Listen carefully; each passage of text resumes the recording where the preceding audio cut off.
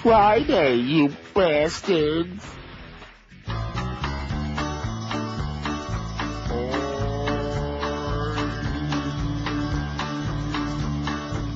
We won't be talking no more about Mo, his smelly wig paints, or his lousy show.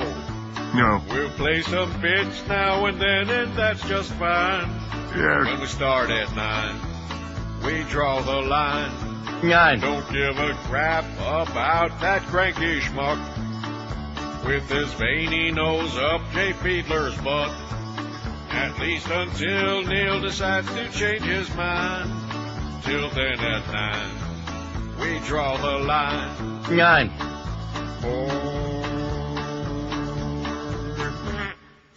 9:02 at 560 WQM. Happy Friday to you. Boy, this week has been bizarre, you know? Yeah, fun though. It's been strange. It's been in and out and up and down. Yeah, well, maybe up somewhere. Instincts. Justin Timberlake breaks foot, cancels performances for the next 2 weeks. Bye. See, we got a lot of good news for you today. Got that Wal-Mart thing a little later on. Good. That you're going to be very pleased about. Something Lots of stuff today, happened. baby. A full plate, heavy duty. Get your fork and knife out. Speaking of fork and knife, Eric up there in Orlando, where Carlos is going to be assisting you into bringing our website into the 21st century now, 22nd, 23rd century. NSYNC's Justin Timberlake canceled performances for the next 2 weeks after breaking one of his feet, the BBC reports. Timberlake, who recently released his solo album Justified, has been rehearsing for an awards party sponsored by Smash Hits magazine. You notice how you have to stop and pause when you say the name of that magazine? Very careful. Smash Hits magazine. When the injury occurred, details were not available. He'd been scheduled to host Sunday's T4 Pool Winners Party with Kelly Osbourne, June Sarpong, and Vernon Kay, whoever the hell they are, but canceled on the advice of his doctor. He said, Bye. I am sorely disappointed, I guess that's just a play on words, that I must miss my scheduled events, the 21-year-old singer said Tuesday. How come we're just getting this now? This is from, I don't get this. Oh, that's right, the Sun Sentinel yesterday, so they're like always a couple of days behind. By the way, Molly Ivins had this great column about 6 months ago. It'll be in the Sun Sentinel over the weekend. However, I must adhere to my physician's recommendations and rest. I look forward to being able to perform again. Hope to see all my fans soon. Bye. Said poor Justin. Sorry about that, Justin, are we? Are we sorry for... No, you piece of crap, you. How'd that poll come out yesterday? And it just dawned on me. I was wondering, why didn't we get our usual, 900, 1,000 votes? Oh, we got close to 900. The God Squad out there, the Jesus people, they're going to be offended by that. And keep in mind, I didn't invent this. Okay, I didn't invent this story about when Jesus comes back, what kind of vehicle would he be driving. Right. I didn't invent this whole campaign. In fact, somewhere in the pile, which I'm leafing frantically through here, there's a story about, where the hell is it? It must be really big. There's a story connected with this about it's not your pop's Oldsmobile or something like that. Where the hell is it? Jesus, Joseph, and Saul. 4 million pounds of meat recalled. Passengers leave the ship from hell. And then we got the Disney. That's in there somewhere. Anyway, we asked yesterday, what would Jesus drive if he came back to earth? Who's Jesus? 201 of you heathen bastards said that. And boy, we need a lot more heathen bastards, I'll tell you that. Now that these right-wing Bible thumpers have taken over America and it's official, wait till we get to that Victoria's Secret, which inspired my poll today. Just makes me nauseous. How ass backward America is going back into the Stone Age, the Dark Ages. And based on this whole foreign policy thing, now it looks like the Bushmeister and his crew of misfits, they want to take the whole world back into the Dark Ages. 886 votes. Who's Jesus? 201. He'd come back in a Cadillac for old Jews. 168 said that. And why the hell not, right? Oi! In South Florida, that's the car of choice, along with the big Lincoln Continental. Any big Jew canoe, but especially Cadillac. He'd ride a camel, 145. Motorcycle, 98. He could then have a good deal of pizza left on Thursday nights. Wouldn't that be something? Seeing Ponytail and Jesus sitting over a Fugaza pizza. They have the same haircut. With Jesus' vehicle parked on the outside, with his Harley parked right out there in front. Subcompact car to save gas, 84, which is supposedly what this whole campaign is all about, to try to embarrass people into trying to be more economical and save gas. SUV, speaking of that, 78. Humvee 65, and Corvette 47, because I was trying to wonder why so few people said that. And when you see the way Jesus was depicted, and the way he dressed, even sloppier than me, obviously he was not a man of great taste. He might have been a fashion plate for his day. How do we know? No, he was not. So the bottom line is he certainly wouldn't be driving a Corvette. We should have put Mustang on there. That would have been a good choice. But you can't put them all. So that's out of 886 votes. Before we get to today's poll and that whole business, and I don't want to pick on Joe Zagacki too much, but I do have to fess up that I'll take part of the responsibility for it. I don't know what Don Bailey Jr.'s excuse is. He's a great guy, but I heard about 2-3 minutes of that broadcast last night.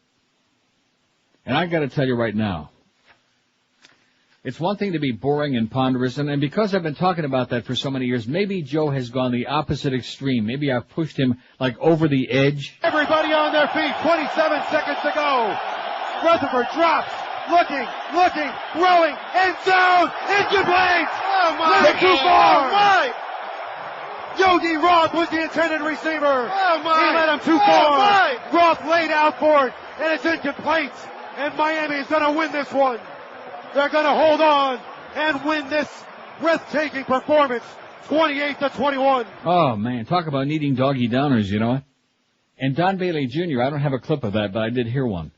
Where he's going, come on, the guy's going down the field, going to score a touchdown, come on, and making Mad Dog seem like he's in a coma. Just shrieking and hysterical. Joe, you got to tone it down a little bit. Every play of every game can't be hysteria level, because that's just not the way you broadcast a sporting event. Psychotic, Bush League, really embarrassing. Did I say that? Embarrassing. I like Joe, like I've said a lot. He's a good guy, but wow, embarrassing, humiliating. So anybody over the years who've ever ripped a Mad Dog for being too much of a homer and too psychotic, like I said, he sounds like he needs to be poked in the ribs and awakened compared to the stuff I heard last night. And I heard a couple of minutes because I came in here wanting to hear the score. I'm really shocked, by the way, Carlos. I thought they were going to kick their ass. And it goes to show you they're not as good as everybody thought they were.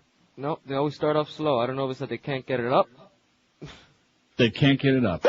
I hear that's a frequent problem at UM. Of course, don't be picking on them. For a school that's only got 40 or 50 students, they're doing pretty damn good, the Hurricanes. So they win that game, but boy, a lot closer than I thought it was going to be. Anyway, I know Pitt's really good. Pitt's really, sure they are. They're number Doctors 19. Are warning. What? They're number 19. I don't give a crap what they are, okay? Well, after having seen the FSU game, which the Hurricanes deserve to lose, and that Rutgers game, somebody's got to convince these guys that the game is 4 quarters, not just to play when they feel like it. Maybe they're that good, Let's make that excuse for them. They're that good that they just turn it on when they need to, just enough to win. Like a great racehorse who just wins by half a length all the time, just, doesn't want to overexert. You think that might be it? Could be. Good excuse. Doctors are warning that laptop computers may inflict a burn even through clothed skin. It burns. After the bizarre case of a Swedish scientist who scorched his penis and testicles while writing a report in his armchair. The unnamed 50-year-old father of 2 had balanced a computer in his lap while he wrote a report at home, taking about an hour to do it, according to a letter published in the next issue of the British medical weekly, The Lancet. And I guess that was what he was doing. He was lancing it. The following day, he started to develop painful blisters on his foreskin and scrot, which became infected but eventually cleared up without the need for antibiotics. Laptop manuals usually advise users not to use the computer while its base is resting directly on exposed skin, as heat can build up if the device is left on for a long time. In this case, however, the patient had been wearing trousers and underpants. The tale should be taken as a serious warning against the use of a laptop computer in a literal sense, said the letter's author, Claes Goran Ostenson of the Department of Molecular Medicine at Stockholm's Karolinska Institute. How do you like that? He burned his testes and his stuff, his goods. How could that have snuck up on him? Now, getting to the important stuff. Oh, no. What are they showing this on here again? Oh, you've got to be joking me. Michael Jackson. What is wrong with you people on CNN? Are you crazy? Yes. Are you out of your mind? Yes. Certainly not News Network. Was Victoria's show indecent? This, if you had any doubts, if you thought I was exaggerating yesterday when I told you that the game is over, the jig is up. Can I say that anymore? The jig is up? No. The game is over. Was Victoria's show indecent? FCC commissioner calls for a review of standard as America continues taking big, gigantic steps back into the Stone Age, into the Dark Ages. You can't complain about the progress we're making under this administration because we're not making any. As the goody two-shoes, Bible-thumping, right-wing lunatics continue driving everybody back into the closet. Everybody. Back in the closet, folks. It's going to start getting so damn crowded in there, you can only imagine what it's going to smell like. A top communications official yesterday called for an overhaul of the government's broadcast indecency standard as hundreds of complaints flooded his office about the Victoria's Secret lingerie fashion show that aired on primetime national TV Wednesday night. Let me do the break, because I don't want to interrupt. Then we'll do our poll about that. Aren't you nauseated? Now, you said you'd be seeing some of this stuff, which I'm sure. I saw the highlights. They were showing the highlights. And nothing like the story said that you read, more tame than last year. Yeah. And nothing compared to what they show on the fashion shows as a matter of course, like nipples, obvious exposed nipples. Oh, that's right. I forgot. Nipples and Rectum. cheeks. Nipples and cheeks are very bad. And, of course, anything between the navel and the knees, verboten. But the nipples be really bad. Nipples are threatening to America. Make no mistake about it. They've killed millions. Yeah. Guns are good, but nipples are bad. Just keep that in mind, okay? So next time you get a little bit horny, just start licking on the tip of your Colt 45. Beer, that is. Hey, if you love your home but you need more space, what do? Do what hundreds of other people are doing, call Strictly Additions. Whether you're having a baby, need another room, if you're converting your carport or patio into living space, maybe you went into business for yourself and you want to make a home orifice, any of these things or any other things. The smart thing to do, if that's the case, is call Strictly Additions. They're your one-stop shop, more space for your place, with an absolutely worry-free approach to expanding your living space. Those no-shows by the contractors won't happen with these people. No incomplete work, no unexpected bills, no worries about the job not getting done right because they're perfectionists and they'll take care of every single last detail for you. They draw up your blueprints, they get the building permits, handle all the pain-in-the-ass inspections too. Strictly Additions has got that simple 5-step approach to total customer satisfaction.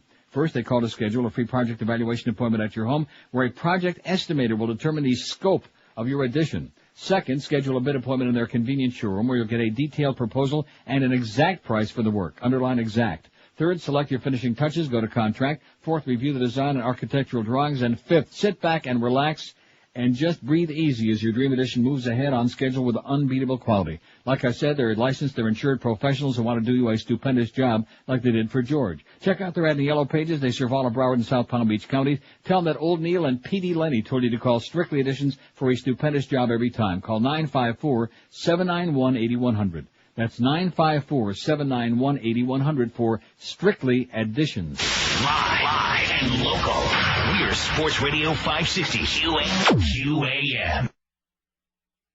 Don't you go back to New York, you wop bastard.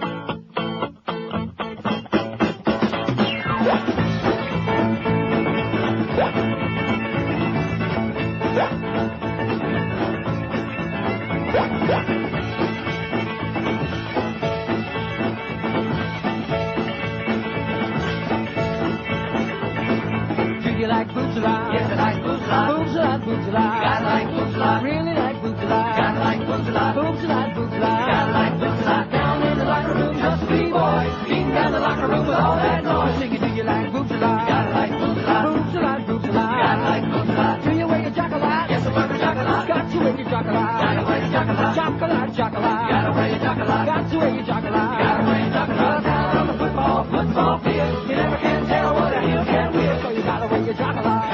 Chocolate, chocolate, chocolate. You gotta wear your chocolate. If I had a flag along, if I had a flag along, if I had a long tag along, if I had a long flag along, if you like boots a lot, tag along. Beep beep bop, beep boop a lot. Gotta like boots a lot, boots a lot, boots a lot. Gotta like boots a lot. They're big and round, they're all around. All right. They're big and round, they're all around.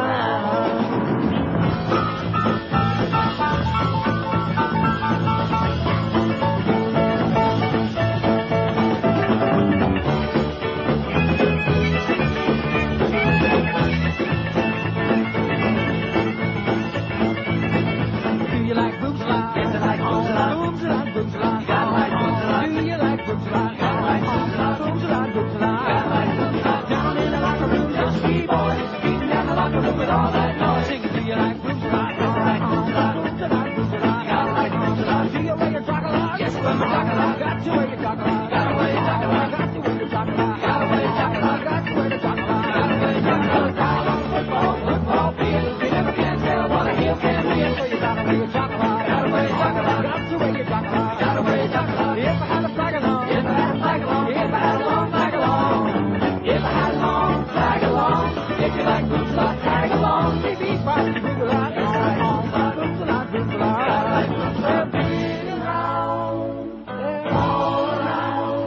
They're big and loud, they're all around. Boom, boom,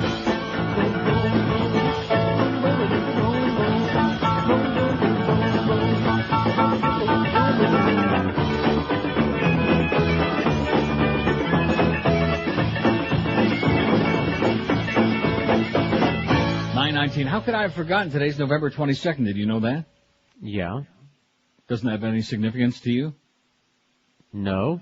39 years ago today? Who got shot? Who was assassinated 39 years ago today?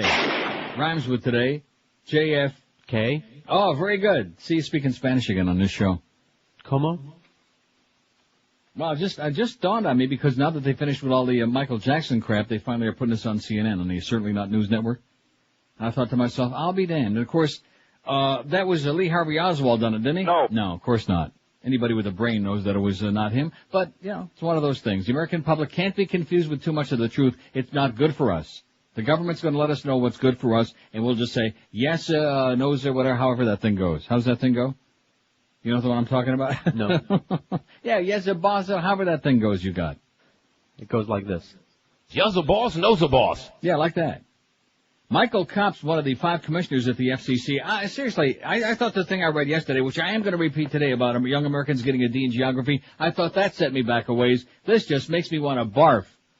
Michael Kopp's one of the 5 commissioners at the FCC urged the agency to revise the definition of indecency and also look into whether it should be expanded to include obscene, violent, and profane programming. The current definition of indecency to me should be capturing for enforcement purposes some of these programs, and it is not, Kopp told reporters during a briefing. We're only having a paucity of enforcement actions against programming that is palpably and demonstrably indecent. Now wait till you hear this. Kopp said he didn't watch the fashion show that aired on Viacom Inc. CBS television network. He didn't even see it. But right away he gave the party line response.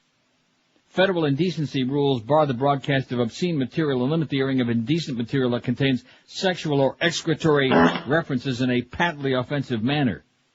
I am strongly of the opinion we ought to be considering excessive violence as part of that definition, he said. A revision is sensitive, it's delicate, it's difficult to do that, but I think we need to do that, he said. Kopp's made the comments to reporters in his orifice. Behind him on his computer, there were more than 300 emails from the public complaining about the lingerie fashion show. This in a country of 270 million people, by the way. 300 emails. Wow. Some of the emails had subject lines that said, "When will this trash stop?" and "Victoria's Secret smut show." I'll tell you when it stops, and that's when you turn it down to another show, when you press your clicker. What a concept. How do you do that? CBS aired the show Wednesday at 9 p.m., considered a primetime viewing slot, and Victoria's Secret, a unit of Limited Brands Inc., spent $7 million to produce the highly watched show. Last year, Walt Disney Company's ABC TV network aired the fashion show and had about 12.4 million viewers. The FCC received scores of complaints, but said that they didn't demonstrate the sexual aspect of the material was so graphic or explicit as to be patently offensive. A spokeswoman for CBS was not immediately available for comment. Kopp yesterday also wondered if there was a link between the rise in what he described as more indecency in broadcasts and the consolidation in the media industry, or whether it was merely a simple coincidence.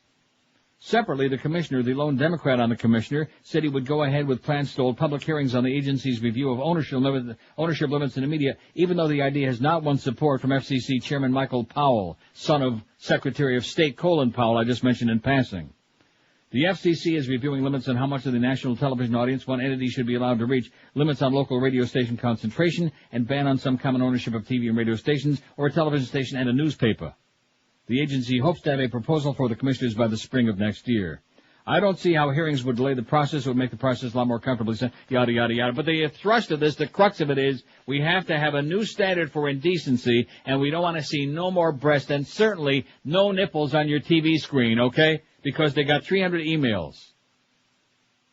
You ready for that? No, I'm not ready for it. 300 emails. Wow. Yeah, from people whose clicker, evidently, maybe their batteries ran low on their pacemaker and their clicker, too. That's like the old people in half of one condo in Hallandale. Right. We're offended by that. When will this trash stop? Like I said, when you turn the channel. Then you don't have to be exposed to it. If you don't like cartoons, don't watch them. If you don't like horror shows, if you don't like cop shows like George, don't watch them. Very simple. There's 80 billion channels. Even somebody with a rabbit ears now living in Dubuque, Iowa gets 16 different channels, and most of us get about 400 channels. even if you only have digital cable. So what's the problem, okay? If you don't like it, turn it off. Here's the poll today. I don't want to get whipped up about it, but it just frosted my ass. Oh, don't forget, join George tomorrow, 11 to 1 at the Singular Wireless located in Aventura at 20335 Biscayne Boulevard. 20335 Biscayne Boulevard. Stop by to win prizes, register to win upfront tickets to an upcoming Panthers hockey game. That's tomorrow, 11 to 1 with George. He needs the cash. Here's the poll today. Does TV show too much nudity and indecent material? We've got 5 nifty choices for you. Yes, it needs to be stopped. No, just about the right amount. Hell no, I want to see much more. Too much violence, not enough sex. Or if you're offended by any show, change the channel, stupid. I think there are 5 pretty good choices there. No, you're giving me tough choices. Does TV show too much nudity and indecent material? Yes, it needs to be stopped. No, just about the right amount. Hell no, I want to see much more. Too much violence, not enough sex. Or if you're offended by any show, change the channel, stupid. How long is the public going to sit back and continue to put up with this crap? More and more censorship, more and more repression, more and more 15th century thinking. And the public just sits back and like that. Like I said, the right-wingers, man, they're whipped up into a frenzy. See, that's the thing that Tom Daschle doesn't understand, why he's whining about Rush Limbaugh and this one and that one. He don't get it. Those people, whether you like them or not, like I've been telling you all week long, they're motivated, they're highly motivated, they're rabid, they're foaming at the mouth, they're doing something, they're activists, they're involved, they're making things happen, they're taking over the goddamn country, while the rest of the people are like that. That's one of the reasons that Phil Donahue's got a .6, beside the fact he's been off the air for 20 years, nobody knows who he is anymore, under the age of 100, plus the fact he's old fuddy-duddy and does a good show about once every 2 months, but other than that, there are no liberals left. Liberals have been very effectively been intimidated and put back into the closet. That's right, it's unfashionable to be a liberal in America. And so you just dummy up and let all these other people do their thing, and, that's it. That's the way it goes. While the rest of you folks get whatever's left over, whatever these people decide you can have, what you can see, what you can read, what you can touch, and that's it. Look at the phenomenal response we get on this program. I heard they were talking last night on softballs with your buddy Chris Matthews about that whole Daschle Limbaugh thing. Yeah. And the fact of the matter is that, and then they were talking about nationwide, how many liberal talk hosts of any note are there? And they couldn't come up with anybody. I mean, you got me on this one little pukey radio station in Miami on his sports station, but we're talking about a nationwide voice. Name me one. Name me one prominent liberal talk show host in America. Yeah, I'm talking about on radio. Forget about it. Doesn't exist. 927 at 560 WQAM. Tom Lehman and Hallett Pontiac GMC are proud. They're pleased as punch to announce the great Neil Rogers Neil Deal 0% sale. How many more times can you say Neil? Yes, with approved credit from GMAC, gets you zero down payment and 0% financing on all 2002 and 2003 Pontiac and GMC models, plus 0 payments for 90 days. Or take you a rebate of up to $5,000. The choice is yours. And as always at Hallett, 0 hassles. Don't forget to mention you heard about all these things on the Neil Rogers show, the Neil Deal, and save even more. Check out the complete line of GMC SUVs, including the Envoy, the big gas guzzlers that Jesus would be embarrassed by, but Tom's not. Voted by Motor Trend as the SUV of the year, and the new Pontiac Vibe SUV that's got the power of a sports car and really pukes out the gas. Hell, it's also got a stupendous, unbeatable selection of dependable used cars, trucks, and SUVs right there on the lot. And as far as credit is concerned, if you're the worst deadbeat that ever came down the pike, no problem at Hell, they will cut you a deal. It's the great Neil Deal 0% sale going on right now as I speak. At Hallett Pontiac GMC, you'll find them in a safe, great place. They've been doing it right for over 35 years. 13401 South Dixie Highway, that's US 1, across from the Falls. Open every day, 7 days a week. For more information about this new deal, call the Neil Deal hotline, toll free, 1-888-534-4211. That's 1-888-534-4211. Hallett Pontiac GMC, we be professional grade. Live and local. This is Sports Radio 560. QAM. Friday, you bastard. Hi, this is Janet Jackson, and my new album sucks, so I've got Juan Valdez here. You got that coffee hot? Sí. As I said in Newsweek, I love coffee enemas. Sí, decaf in the back half. That's why I'm opening up my chain of coffee enema places called Starbucks. Sí, Starbucks. Starbucks. We've secretly replaced Janet's coffee with piping hot Folgers crystals. Juan, you got those gloves on? Sí. Pour that coffee. Welcome. 9:32 at 560 WQAM. The Beast! Oh my God! The Beast gets a big blurb in Jim Sarney's column in the Sun Sentinel this morning. And of course next Thursday, a week from yesterday, Thanksgiving Day, since all the rest of us are taking a well-deserved day off, aren't we? Yes, we are. Well, not Carlos. Carlos will be there. In fact, it'll be a real treat, Carlos working with somebody as unprofessional as the Beast. Yippee. Jim Sarney writes, Beast, a beauty of a reporter. It says, Brian London is Andy Rooney's kind of sideline reporter. London, who covers the sidelines on University of Miami football broadcast on QAM, is better known as the Beast. He's not Jill Arrington, said UM play-by-play voice Joe Zagacki. I look more like Danny DeVito's stunt double, said London 26, who was elevated to sideline reporter this season in addition to working the pregame and postgame shows. The Beast fits my personality, he be saying. London, a 1998 UM graduate, has been around the Canes for the past 9 years, working first for WVUM, the campus radio station. Familiarity breeds trust, says Jim Sarney. I don't think I could have done this job if the players and coaches didn't trust me, said London, a native of Linfield, Mass. I've been around for a while and the team is comfortable with me, he said. Sideline reporters have always been a source of debate. Rooney, the 60 Minutes commentator, doesn't like women on the job. Some announcers think they're extraneous. Sideline reporters are important, said London, who won't get an argument from broadcast mates Zagacki and Don Bailey, the hyperactive ones, who both started out as sideline reporters before moving up to the booth. The guys in the booth can have all the stats and information, but they don't know what's going on the bench. I'm the eyes and ears of Joe and Don and the fans, said the Beast. The Beast, who has become a cult figure on WQM, thanks in part to Hank Goldberg and Neil Rogers, got his nickname from his tennis-playing days in high school. I was a junior John McEnroe with a horrible temper and one day at practice. Can you see the Beast playing tennis? No. Oh, my God. I was a junior John McEnroe with a horrible temper, and one day at practice, our coach, who hardly ever said a word, just sat there in a tweed jacket smoking a pipe, suddenly screamed, "Start playing and stop acting like a beast," London said, and the nickname stuck. Oh, see, I never knew that. Did you know that? I thought it was just an appearance thing. Well, there you go. London, who'll work on UM basketball and baseball broadcasts, would like to host a morning talk show someday. Oh, my God, I didn't even read that part of this. He'd like to host a morning talk show someday. A capital idea. But he also has musical ambitions.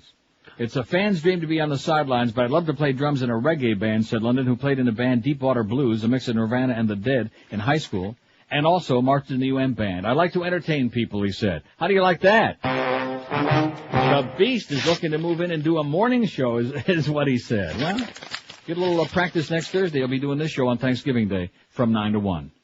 5670560. I'd like to hear from some people who actually saw that Victoria's Secret show the other night and were deeply offended and wounded by it or not. Would you like to hear about that since we didn't see it?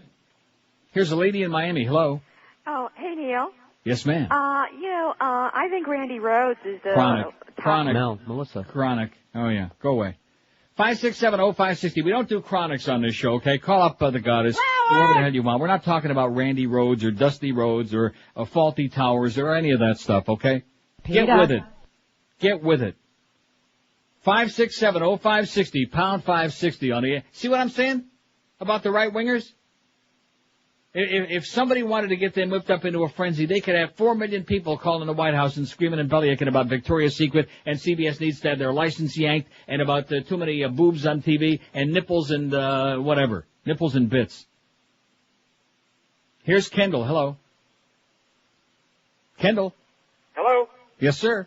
Hey, good morning, Neil. Good morning, George. Buenos dias. Morning. I was flipping through the channels the other night, and I ran across that Victoria's Secret show, and I really just watched it about, I flipped through it, and I watched for the lack of the clothes, I guess you could say. Yeah. And they, were you offended by it? No, sir, not at all. Because, Oh. I mean, if you ever seen a busty model, or, I mean, they're not that way. They're like a twiggy thing, and, it didn't do much for me. They showed some, like dental floss, like the backside. And maybe a couple nipples or whatever, but it didn't do much for me. I see more on the Spanish channels than, just, I don't understand it, but I mean, the looks and stuff, it's Victoria's Secret. If these people don't know what Victoria's Secret's about, maybe they should stop in and see one of these places. It's nice here. Yeah. Yeah, that's about the truth. And I think most of these people that send those emails need to get laid. I think that's their problem. I think they need to get a life. Yeah. It wasn't that bad. And if people knew what it was all about, then they could change the channel. if I don't like you guys some days, I'll change the channel. But you know, most of the time Don't I do like that. you. Don't do that. I listen up, you know, and everything's going good. I don't know why they would complain, you know, but you can't please everybody. Okay, have a great day, pal, and don't change our channel, please. 51 votes already. The poll is up. Does TV show too much nudity and indecent material? If you're offended by any show, change the effing channel, stupid. 33 said that out of 51. Hell no, I want to see much more, 8. Too much violence, not enough sex, 8. Yes, it needs to be stopped, 1. And no, just about the right amount, none. 5670560. I guess we don't have anybody in this audience who saw Victoria's Secret the other night. Just not. Besides that. But he does have a good point, though, and it is that most of those models are like, they do look like Miss Twiggy. Anorexic, like they're on the Karen Carpenter diet. Here's Hallandale. Hello. Hallandale. You have to unlock it. Just calm down. You're a little bit too hyper, okay? Just relax. Hallandale, hello. See, I see all those other lines flashing, and Carlos is worried about whether I should unlock it, whether I should stick the key in somebody's rectum. Just get those people on hold, Carlos. Okay, I don't want to start playing Butch Boss, but instead of giving me instructions, just get these people going here, because it's a little bit frustrating. You know what I'm saying? You follow? The phone's just crapped out again, though. That's why everybody just dropped off. We did have some What do you mean the phone crapped out again? It did a thing. We're not having another QAM technical difficulty, are we? Oh, no. That couldn't possibly be happening. Oh, boy. Not on this station. Here's Boca. Hello. You can start screening calls now, huh? Hey, this thing with Victoria's Secret, I think it's absolutely ridiculous that the government can spend 1 second even worrying about something like that with the crap that's going on in this country. Yeah, we're under purple alert, and we're worried about all these spectacular attacks by Al-Qaeda, and we're worrying about a couple of nipples maybe get through on TV. Yeah, I mean, and you know, it really is, too. If you can just take that religious conservative part out of the conservative party, you know, I could almost, like, get into it because it's that part of it, you know, that makes me hate it, you know? I mean, it's like but that's not part of it. That's the heart and soul of it. That's where it's at today. That's what it's all about. Unfortunately, yeah, it infiltrates into other things. You get into the abortion issue, the stem cell research crap, that affects, you know, by his religious views, and I hate that part of it, you know, but the other stuff, you know, militarily, I hate to think what would happen if we did have, you know, Gore in there as president right now. I just don't know if we would have been, you know, I don't know. I just don't know what would have happened in that respect. I just feel like that you know, it's part of it. I wish there was a party that could be conservative, but that would take the religious part of it and just run them the hell out of there. Okay. Good luck to you, sir. I'll see you at the border. 5670560. See, I don't like this little box either. You know, when you drop on here, it's like a pause. There's like, I don't want to bellyache technical again, but just one of those things. You know what I'm saying? No. What are you saying? I'm saying it blows. 20 till 10 at 560 WQAM is Rob. I thought we were going to have like a real swell show today. I thought we were going to like, what? Why? Just because we have? No, because things have been going so swimmingly well most days this week, with the exception of Wednesday, which is a little bit psychotic, but, you know, it's one of those things. But, I don't know. But then we have these technical glitches, and it's not too good. And it's very frustrating, but why should I expect any different? Like all of a sudden, these people are going to wake up? They're going to wake up and sniff the daffodils? They just don't give a flying crap, that's all. They don't care.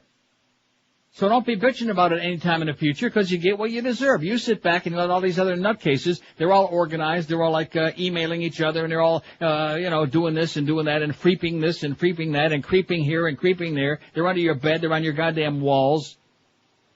And the rest of the public is sitting back with their finger up their ass. I don't get it. How can there be so many stupid people? Which leads me back to that thing again about the young people not having any clue where the goddamn U.S. is on the map. Where their ass is. Thanksgiving's coming. I'm doing the wrong spot. I'm way ahead of myself. You want to know why? Because I'm figuring if I really move fast, we can end this whole thing by 10. Live and local. This is Sports Radio 560. QAM. Neil Rogers. God. Just something about it. When I inhale, it's like, wow, dude. It kind of sucks, though. When a seed pops in your eye, it's a real bummer.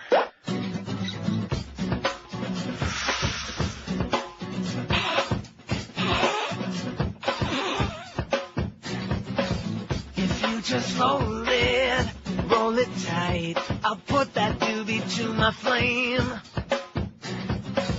Now I'm a glassy-eyed Timberlake, and funny things go through my brain. Ask me what happened 1 minute ago. I won't remember. Take another torpy, ashes make light shows. The falling embers. Bye, bye, bye. Come on over and let's light a bone up. The stuff I bought off this guy. It said TVMA before the show started. Said you may be offended, this, that, and the other, yada, yada, yada, and it was nothing. I mean, I've seen worse on the Discovery Channel. What do you mean? Don't say you've seen worse. You've seen better. Seen better, exactly. I mean, I shouldn't say that because now they're going to go after the Discovery Channel. But yeah, they're tracing the call. Okay, thanks. See, this is what you people have been conditioned into believing, that somehow the human body is dirty again. They so dirty. It's that same old crap again. And here we are. It's 2002. And you go to any other country in Western Europe and on over-the-air, I'm not even talking about cable channels, over-the-air channels, you'll see not only nudity, but you'll see porno flicks on over-the-air channels. In Russia, because the ratings were so crappy, they put the broad on air to do the news and the weather in naked. Remember that? Yeah. That had to be at least 4 or 5 years ago, at least. And what do we got going on here? Oh, there's a fashion show with some scantily clad babes in lingerie, and the FCC is going to clamp down. Pretty soon we won't even be able to see anything. Just hello and goodbye, and that's it. And how you be doing, and that, how you whatever, how that goes. And there is no way to get through. I'm sure not going to do it on this show with this dead-ass audience we got, with this crowd of lethargic walking dead. The only thing that they get whipped up in South Florida about, like I've told you for 100 years, is if they can find something for free or a good deal on the early bird. Other than that, forget about it. They're sitting back and whining and complaining and moaning. Oh, gee, what are we going to do? Maybe get off your dead ass, okay? Every time you take a poll or do anything in this country, right away all these right-wing wingnuts, they're on there, and they're emailing each other, and they're on the phone, and they're coming out of their closet under the bed. They're making noise, okay? It's the greasy wheel that, how's that thing go? The squeaky beast that gets the grease. That's right. Here's West Palm Beach. Hello? West Palm. Sad, ain't it? Yeah. Here's Hollywood. Hello. Hollywood. Hey, how you doing? Okay. Yeah, I saw it last night. It was I thought it was on Wednesday night. Oh, it was the other night. It was whack. I caught it. We were talking about it. How do you go? It was whack. The whole thing. I mean, put it this way. Their commercials show better stuff. Yeah. And, you know what? The music and the jokes, everything was horrible about it. And you were right. They do show better stuff up in Europe than they do show in this country, so. Okay, thanks. You hear that? They show better stuff. It's not a question of better stuff or worse stuff. They don't understand it. They just don't get it. You've been repressed for so long. You don't get it. You don't understand it. There is nothing wrong with nudity. There's nothing wrong with the human body. There's nothing inherently filthy about it. And look at that. The phone just scrapped out again. No. Good thing Julio's in there right now. Julio's in there doing what? Screwing around with our phone again? Trying to figure it out. Ah, jeez. Julio, don't be dicking with our phone, will you, please? No, he wasn't dicking with it. Go have a pastrami sandwich, please. He's just looking. He hasn't touched anything except he must himself. have the evil look. He must have that evil spell because he looked at it and all of a sudden every line was lit up on there and they all vanished and I heard some kind of like on the phone there. Or maybe it was Julio did that. Do you think he did it? He did something. If he did that, you'd have been scattering already, I guarantee you that. With the volume of crap that he eats. Scattering? Yeah. 5, 6, 7. Now, see, there you go again. The FCC will be on our ass because you said scattering. See, hey, you're not supposed to say it that way. You're not supposed to pause in there. What the hell's wrong with you? Scat's awful. That was George done that. Here's Lantana. Hello. Hey, Neil.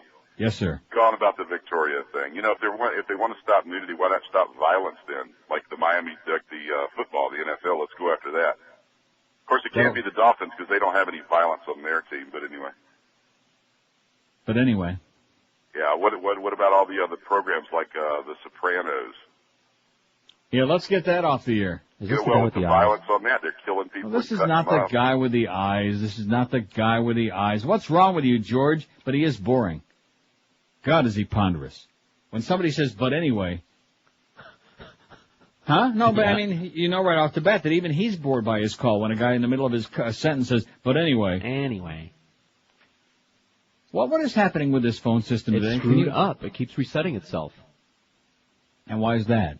Because it's telos. Because we've been doing a little bit too well lately. Everything has been going a little bit too smoothly, and I can actually hear the callers. We actually have been getting some, which we had many today, but they're not staying on there because the phone is effed up. Because it's the QAMF&Y. Well, anyway, I'll take the time just to read some of this crap from the ADA, the American Decency Association. Victoria's Secret softcore porn special by Bill Johnson, as in don't be touching your Johnson.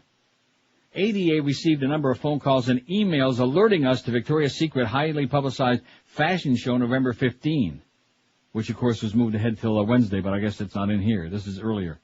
I had a chance to review the tape. I can only once again say how concerning it is that more and more toxic images, eroticism, permeate our airwaves.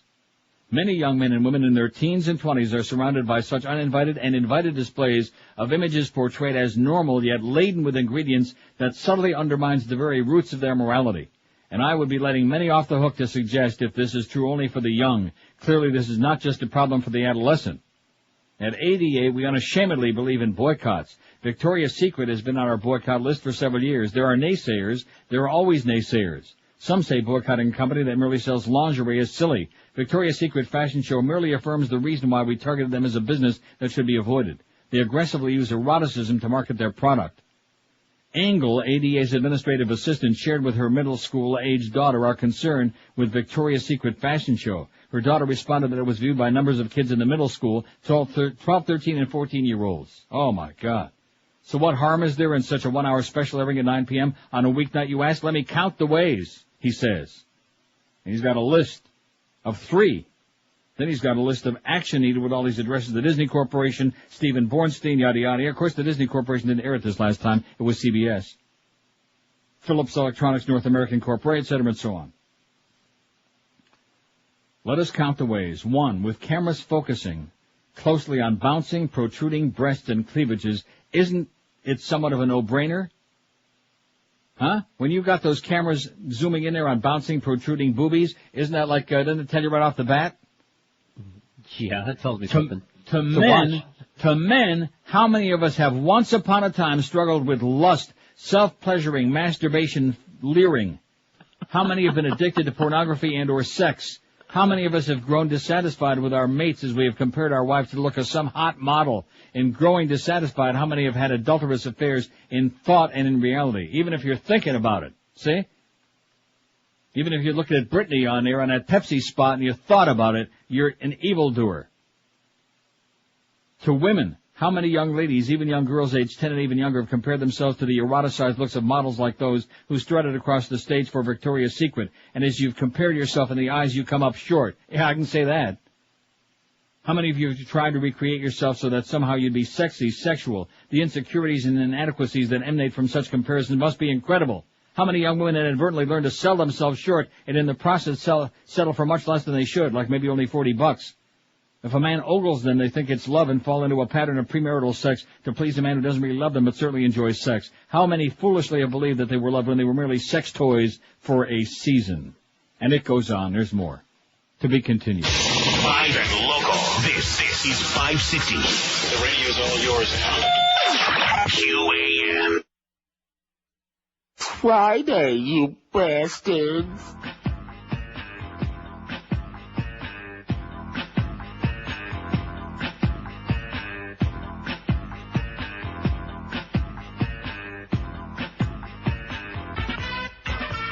Sitting at home watching Dwight Lauderdale, talking about how bums are stealing 95 guardrail, when suddenly, with a bulletin to dish up, onto the screen came his partner, Ann Bishop. She said, this just in, to Eyewitness News. It's Governor Martinez and the Two Live crew. We'll have more details coming up at 5:30.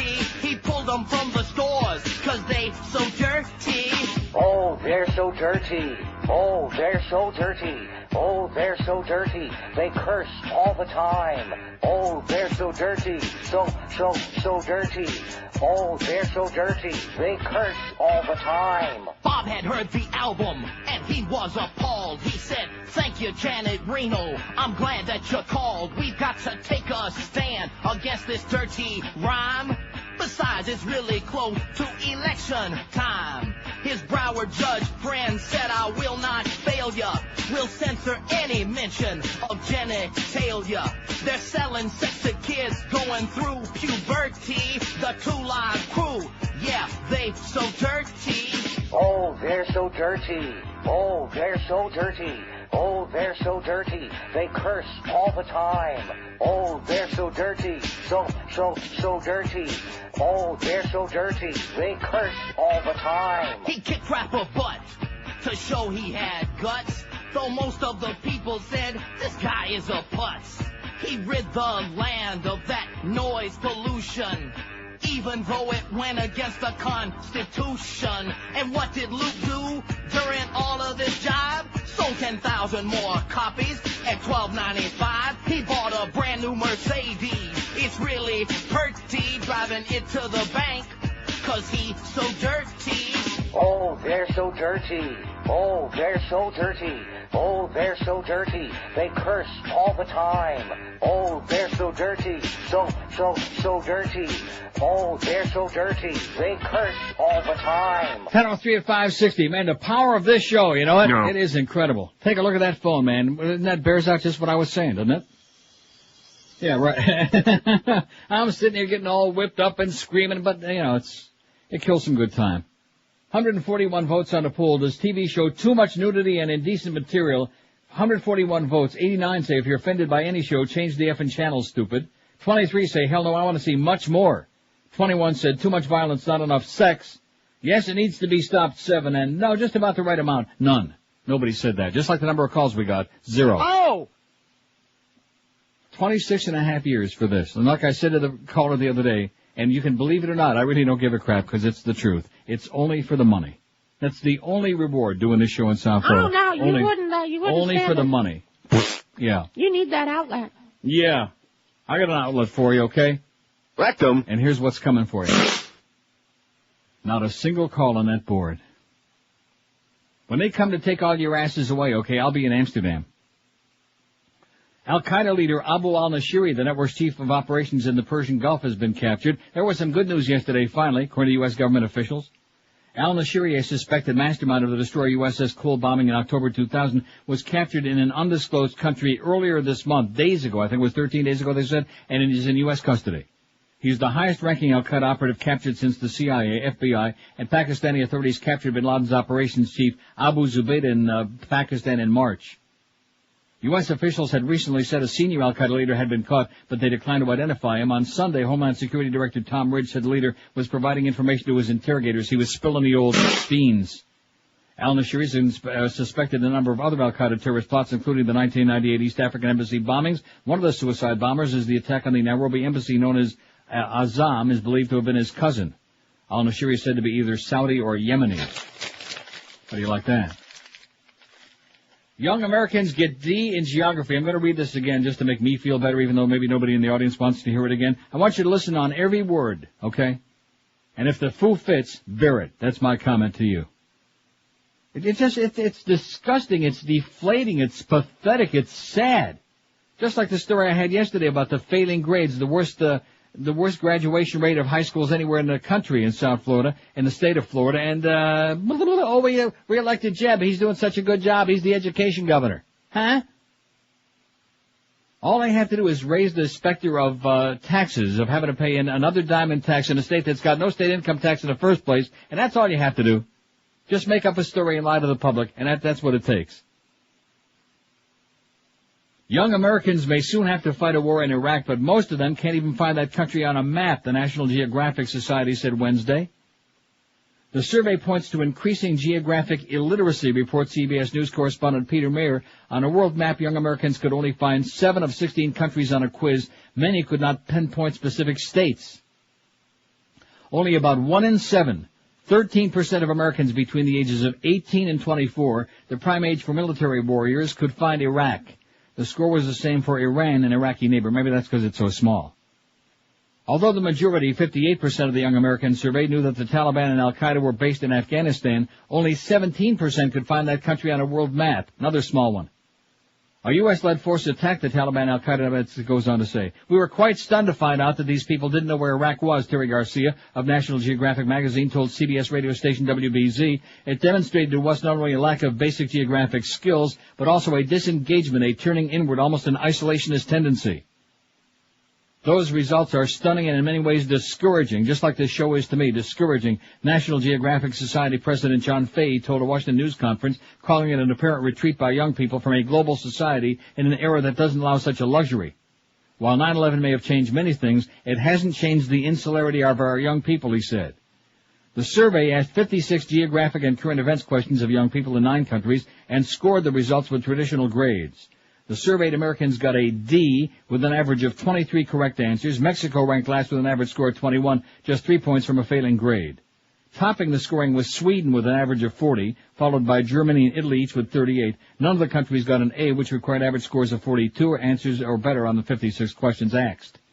National Geographic is convening an international panel of policymakers and business and media leaders to find ways to improve geographic education and to encourage interest in world affairs, the society said.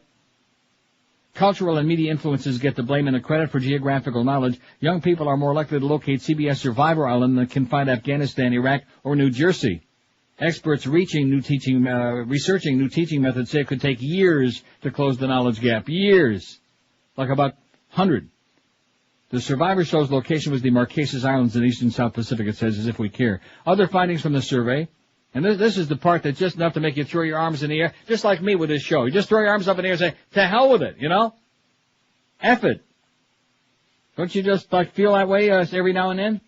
All the time. Well, what's the point? What's the use trying to break through to the goddamn masses out there? Well, what's the point? Might as well be sitting here talking to myself, rubbing my big toe. The hell with it. Exactly. Other findings from the survey. When asked to find 10 specific states on a map of the U.S., only California and Texas could be located by a large majority of those surveyed.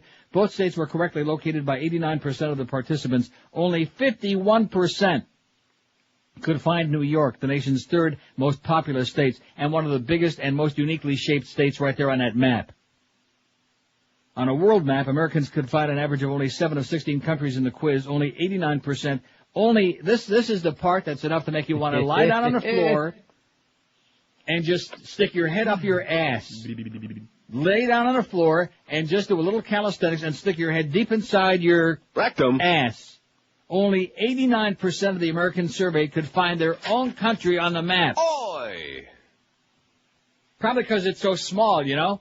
Right. Probably because it looks more like, a lot like France and Sweden. Mexico, Peru. And it's not like, in a conspicuous location either. No. In the world map test, Swedes could find an average of 13 of the 16 countries. Germans and Italians were next with an average of 12 each. Only 71% of the surveyed Americans could locate on the map the Pacific Ocean, the world's largest body of water, probably because it's so inconspicuous. Worldwide, 3 in 10 of those surveyed couldn't correctly locate the Pacific Ocean. Although 81% of the surveyed Americans knew that the Middle East is the Earth's largest oil exporter, only 24% could find Saudi Arabia on the map. And like I said yesterday, probably because it's so tiny. Yes. And it's got such a, nondescript shape. And it's lost in there all among all those other countries. Yeah, that they don't know. The international survey was conducted for the National Geographic by Roper ASW. The results are based on face-to-face interviews. Face-to-face, oh boy, talk about hiding your puss, with at least 300 men and women aged 18 to 24 in Canada, France, Germany, Italy, Japan, Mexico, Sweden, Britain, and the U.S. of A.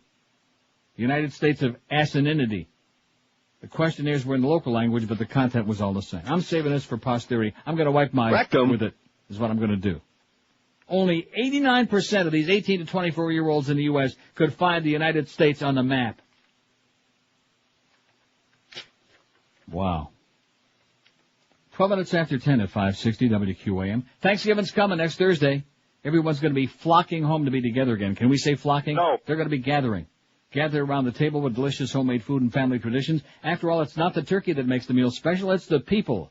Getting ready for the hungry guests can be a real pain in the arse, especially if they're going to be staying overnight. If you're having a house full for Thanksgiving, let Dial a Mattress make your holiday preparations a little bit easier. Now's the time to call them at 1-800-MATTRESS and get that new mattress in before the house guests get there. If they already told you that they're coming, or even if you don't hear from them until the night before, makes no difference, because Dial a Mattress can deliver a top-quality Sealy, Serta, Simmons, or King Coil mattress the same day you be calling them.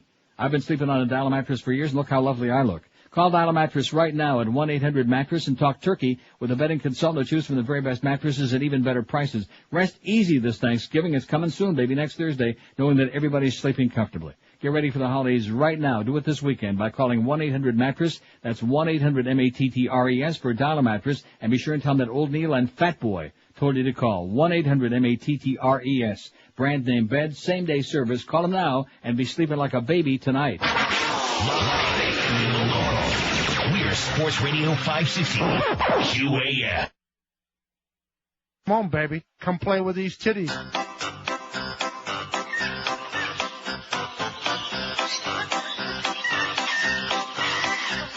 Oh, I'm a monkey, you're a monkey, she's a monkey, he's a monkey, we're all monkeys now.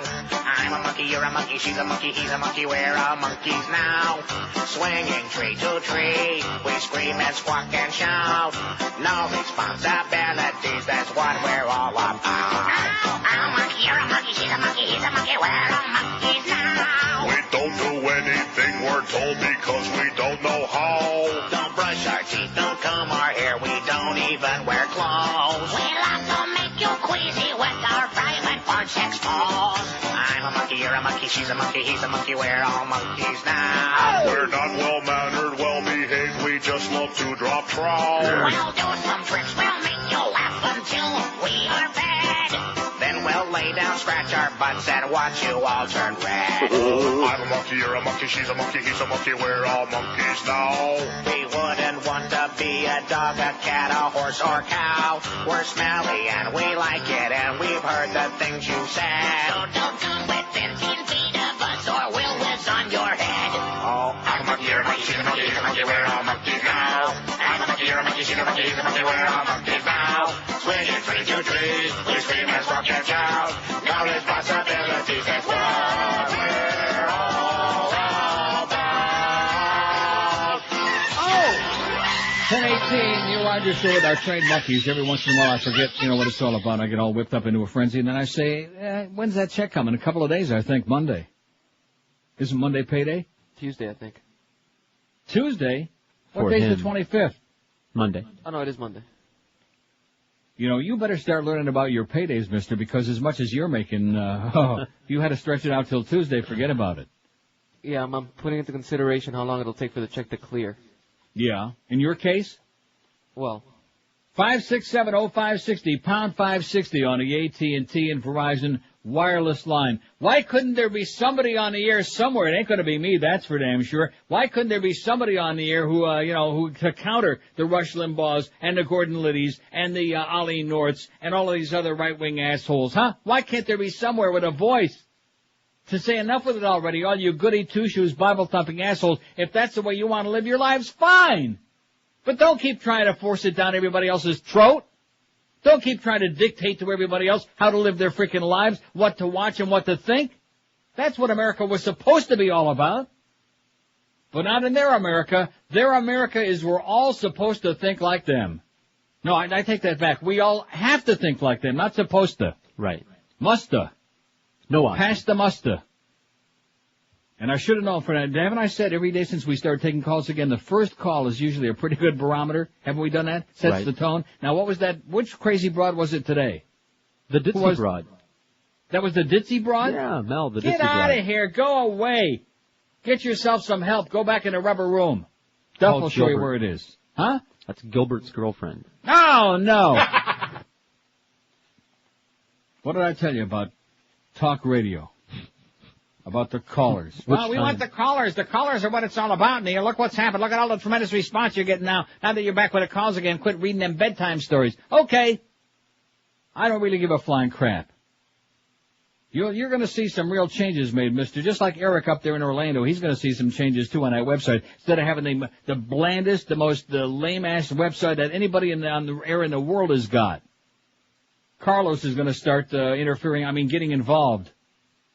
We're going to have some links on there, going to spice that up. Jesus, I look at guys that are like on a 5-watt station in Portland, Maine somewhere, and they got a more elaborate, more exciting website that it gives people more reason to, hop on it, okay? It's more money in his pocket, isn't it? For more meals? Isn't that what that means? Links. Here's a lady in Hollywood. Hello. I do like my links. Yeah. Hello. Hello? Yes, ma'am. Yes. I've been listening to your show. I'm very nervous because I never called you before, but Me I am too. a listener. I'm nervous, too. But anyway, I just wanted to give you my perspective on the Victoria's Secret show. Yeah. I shop in Victoria's Secret.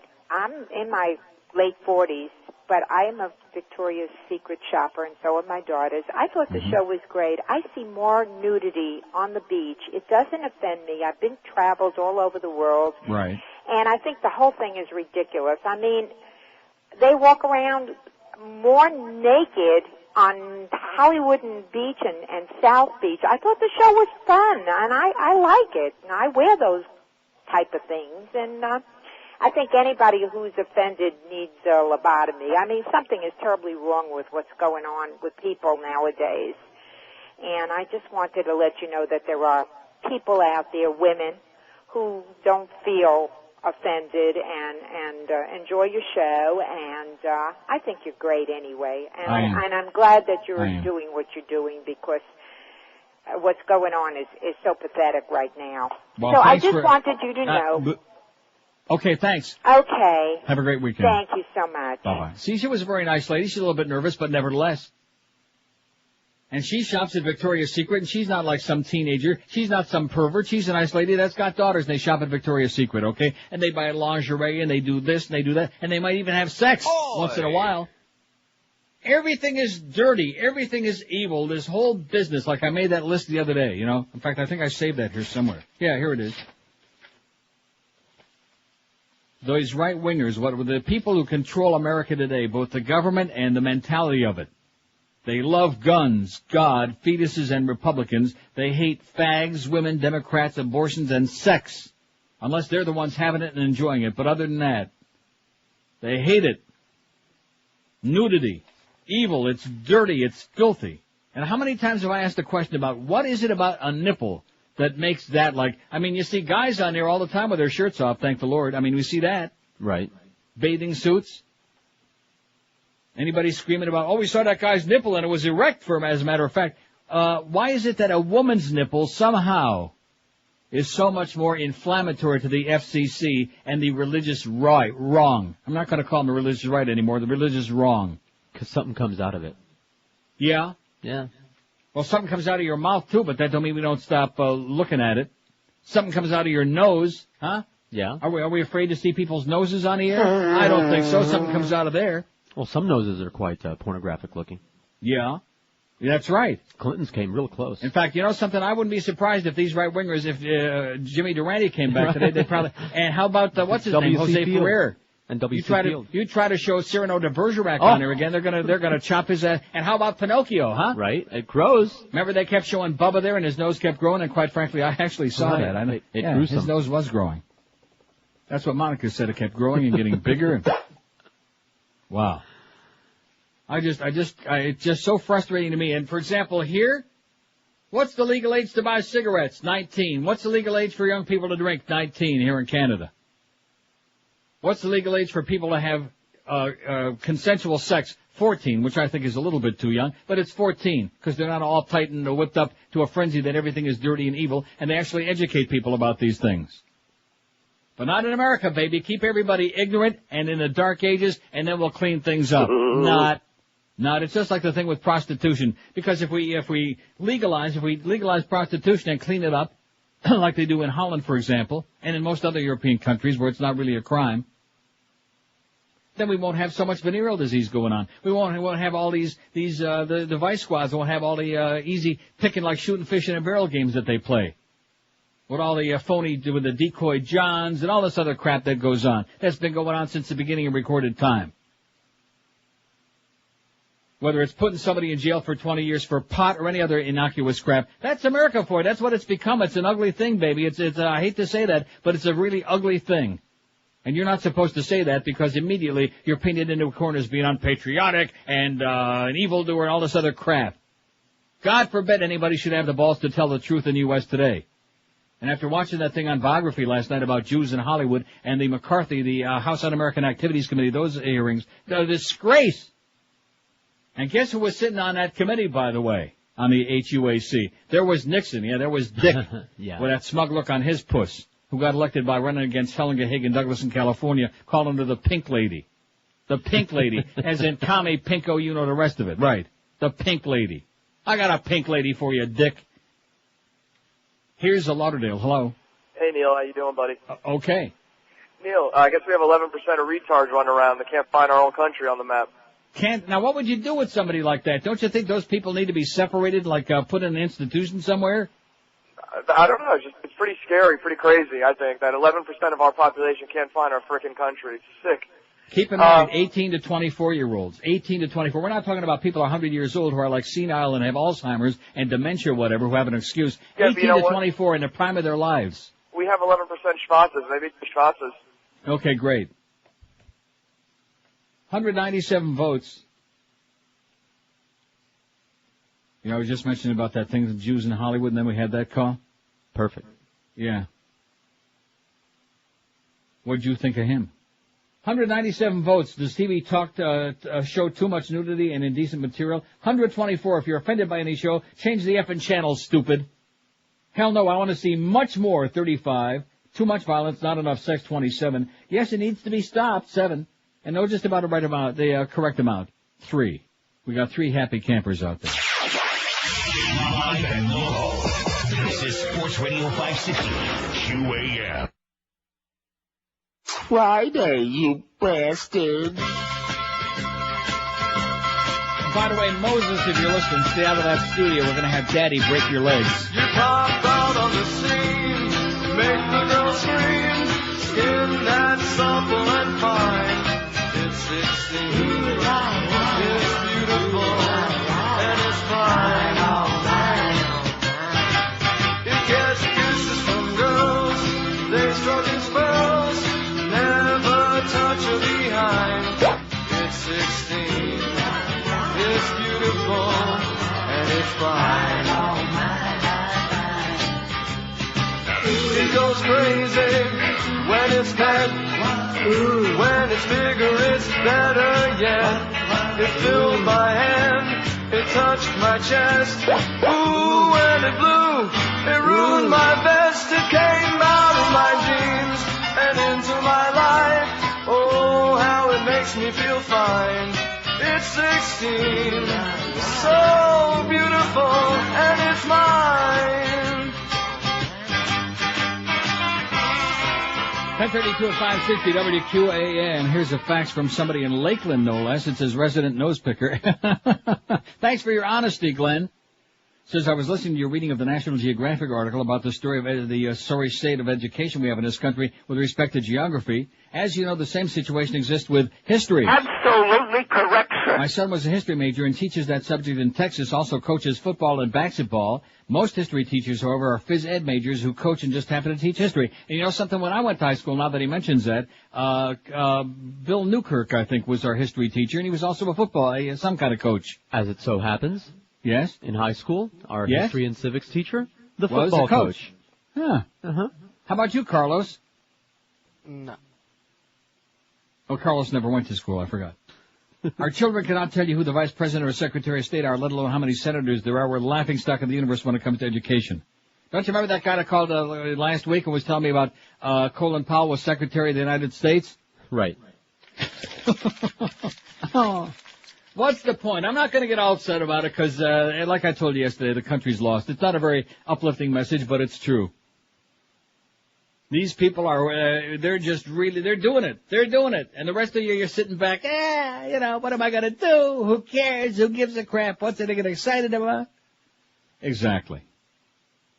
Don't forget, join George tomorrow. Get excited about that. Get off your dead ass. Go out and see little George. Make him feel like somebody likes him out there. See them from 11 to 1 at the Singular Wireless in Aventura, 20335 Biscayne Boulevard. Stop by to win prizes, register to win upfront tickets to the upcoming, and some upcoming Panthers hockey game. You can have free tickets to any Panthers game is what it really boils down to. Sorry to say that, but that's basically the way it is. You want $20 tickets? $10. You want free tickets? Show us a driver's license, you know. Very, very sad. You notice how many calls I had about Joe Zagacki and Don Bailey Jr. and their their unacceptable job on those Raccoon games? I mean, I don't want to spend a lot of time ripping poor Joe, but good golly, I mean, get it under control, mister, okay? Out of control, psychotic, hysterical. Find a happy medium. Get him Mickey Dane's phone number. Here's Davey. Hello. Hello? Yes, sir. Neil. Oh, jeez. I forgot why I called. Anyway, I was 11% of the people that didn't know where some of the places were in the United States. They didn't know where the they didn't know where the United States was on the map. Well, I bet 100% of the people around the world know where Florida is. Yeah. And what does that mean? That everybody knows where Florida is because everybody ends up here. But anyway.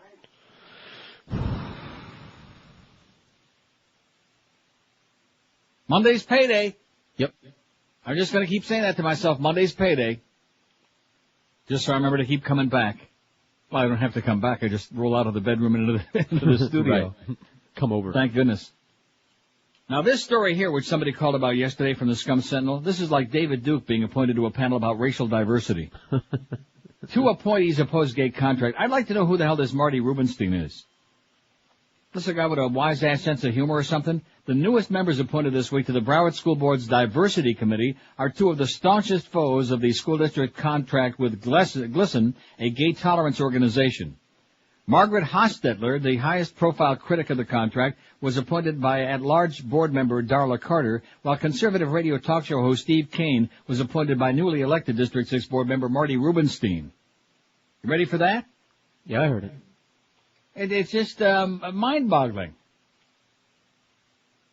Mr. Ego, a guy who you could fit his whole audience into a small broom closet.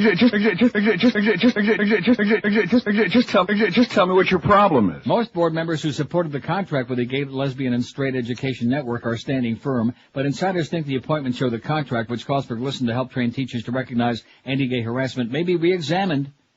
Hostetter, who lost to Rubenstein in the primary, vowed yesterday to continue fighting GLSEN, as well as the district's policy prohibiting discrimination against homosexuals. My goal has been from the first to have the school board remove the word sexual orientation from its policy, which is based on the false premise that homosexuality is genetically or biologically determined, Hostetter said. The Diversity Committee advises the board on issues that range from diversifying the teaching staff to ensuring that predominantly minority schools offer the same quality of education. One mission is to promote tolerance of differences that led the committee to support the GLSEN agreement. Susan Silverberg, chairwoman of the Diversity Committee, said she feared Rubenstein's appointment shows his opposition to the GLSEN contract and its mission to reduce harassment.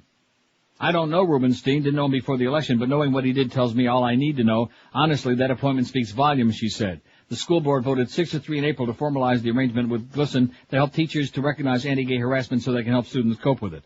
Carter, who couldn't be reached for comment, has said it unfairly gives special rights to one group, and she campaigned for re-election attacking the deal. But Rubenstein said he'd not seen enough of the agreement's details to have an informed opinion. He advised not to read too much into his choice of Kane, saying he simply wanted more diversity on the Diversity Committee. Right. Kane himself quipped, they seem to have mastered racial and sexual diversity, but they don't seem to have mastered political diversity. That shows a lack of familiarity with the committee, Silverberg said. We've had votes and discussions where people disagree vehemently with each other. Rubenstein said he chose his longtime acquaintance. Rubenstein said he chose his longtime acquaintance in part because of Kane's understanding of diversity as a parent of 3 adopted African-American children.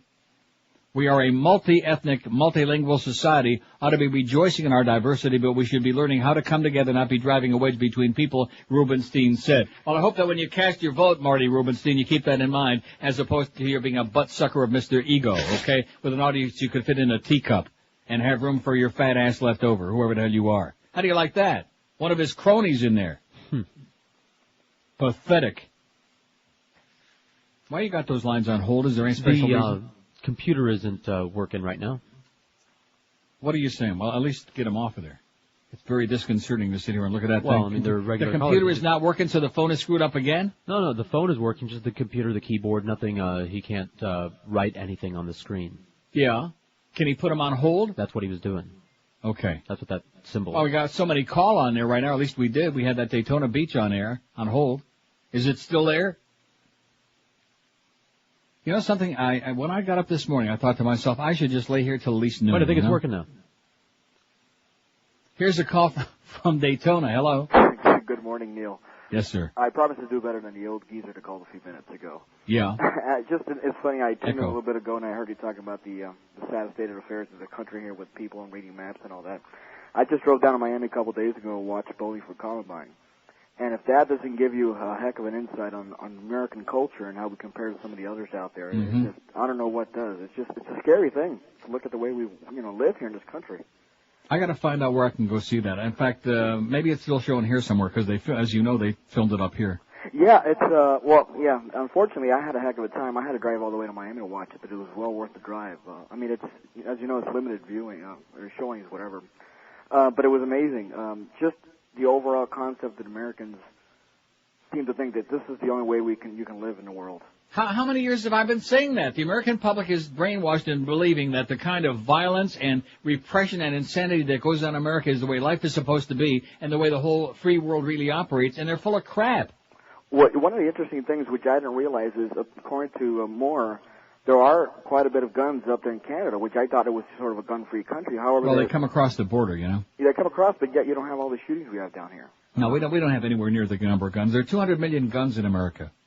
And there's also a segment where he walks around, I forget if it's Toronto or where, and he just walks up the doors of houses and able to open the door. Yeah, that was here in Toronto, right. It was in Toronto? It's amazing. And so, it goes back, I think, to this whole American mentality of, the way we present things is not the way it really is in a lot of ways. He showed a clip about the different news outlets and the way American outlets really portray all the news here in the States. And sure enough, I put on Fox this morning, and it was just amazing the stuff they were putting on there. And the way you're still alive after seeing that, huh? Well, they were so much spin on a Fox broadcast. I took all spin all day. Well, you have to take a Dramamine just to to recover from it. So. Well, good luck to you, pal. I'll see you right at the border. Yeah, I'll see you up there. Okay. Bye-bye.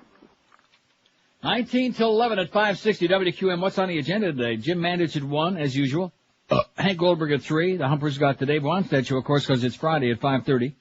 You got 7 to 8:30 Hooters College football preview with Josh Darrow, the hysterical Josie and Donnie Bailey Jr. Good guys, but boy, calm it down, tone it down just a little bit, guys. Hysterical.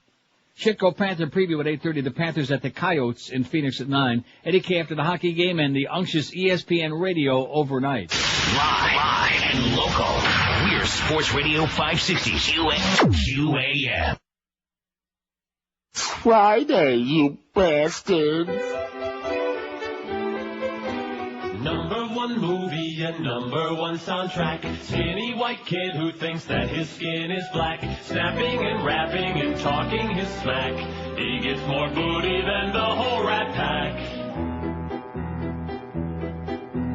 Raised in a trailer in the Motor City. Doesn't like Moby, boy bands, or P. Diddy. And it's no secret, it's easy to see. Eminem hates his wife and his mommy.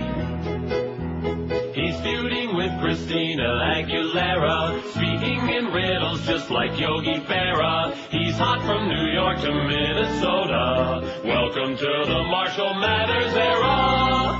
Tattoo wearing, lots of swearing, Hollywood bad boy. When will he sell out? How long do you think before he joins NSYNC? Yeah, at least you don't have a broken foot anyway. Now, I don't understand. Why are you faxing me? Oh, this Adam, man. Or this Skippy? Skippy. Skippy sending us new copy. Read the Mark that instructions down. carefully, by the way. It's a little complicated. 11:25 through the 28th, 11:22 only. Oh, my God. See, this, that's not right.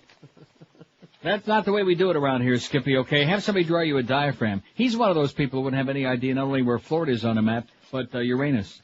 He'd have no clue, Skippy. He's one of our great sales holes at QAM, and he fits right in like a rubber glove. Somebody faxes me this thing, Lard-ass Limbaugh. Yeah.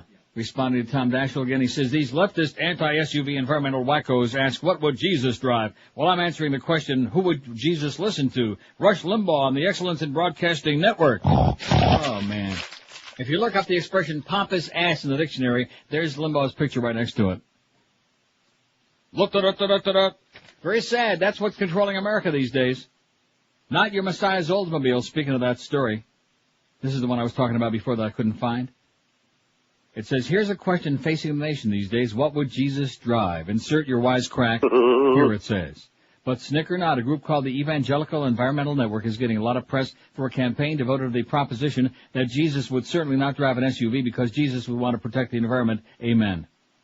We think he is Lord of our transportation choices as well as other choices, said Jim Bale, an American Baptist minister who's director of the group.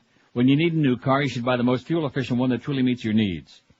The Green Jesus Group has even purchased TV ads this month in North Carolina, Iowa, Indiana, and Missouri, urging car buyers to curb their gas-guzzling ways with the question, so if we love our neighbor and we cherish God's creation, maybe we should ask, what would Jesus drive?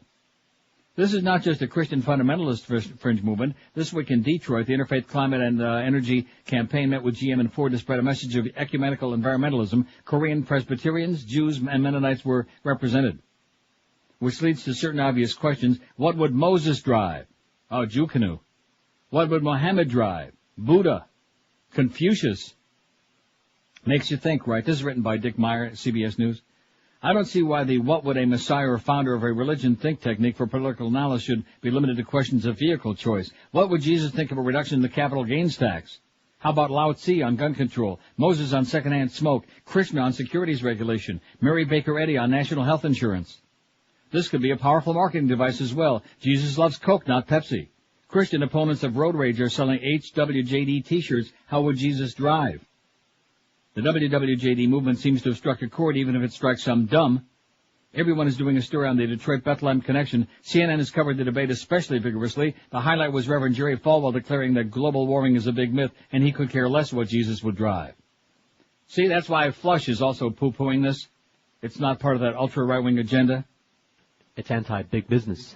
The Internet, as usual, has been on the WWJD movement for quite some time now. Webb Weisenheimers have been circulating answers to WWJD question. One theory is that Jesus would tool around in an old Plymouth because the Bible says God drove Adam and Eve out of the Garden of Eden in a fury. Good one. But in Psalm 83, the Almighty clearly owns a Pontiac and a Geo.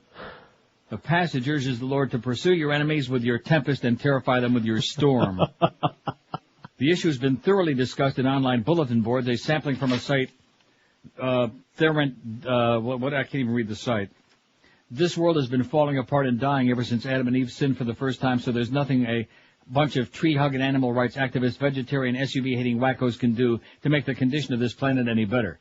As a Catholic, I'm offended that they're hiding behind religion/Christ to promote a communist and socialist agenda. Shame. It's like Muslims hijacking Islam to become terrorists. How do you like that? I didn't realize the what would Jesus drive thing was such a big tsimmus. Yeah, the Rush thing blasts it all over the place.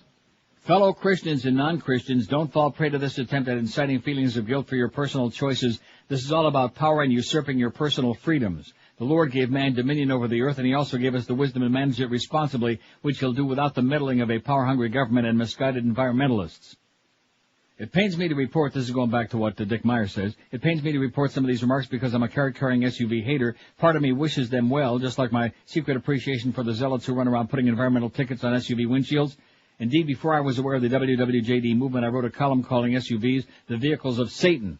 I think an alliance between religious people and environmentalists would be very nice, but I don't much appreciate it when somebody argues that Jesus would ban abortions. And though I favor capital punishment, I don't think Bible-based arguments have a place in that debate either.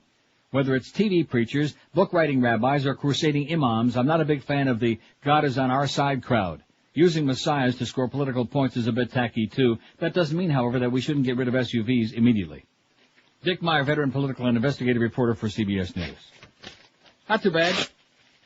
Makes a point or two, or three. 5670560, pound 560 on the AT&T line. 248 votes on that poll. Does TV show too much nudity and indecent material? In the wake of the big hubbub, and the FCC commissioners getting all worked up into a frenzy about Victoria's Secret because they got 300 very well-organized emails from a bunch of goody two-shoe Bible-flapping assholes. If you're offended by any show, change the effing channel, stupid. 155. 61.5% of this audience said that so far. Hell no, I want to see much more, 50. Too much violence, not enough sex, 32. Yes, it needs to be stopped, 11. No, just about the right amount, 3. 3 are getting just enough. Here's Boca, hello. Boca. Yes, Neil. Yes, sir. I just wanted to make 2 quick points. I was listening with interest in what you said about how many school kids and people in general can't find Iraq on the map.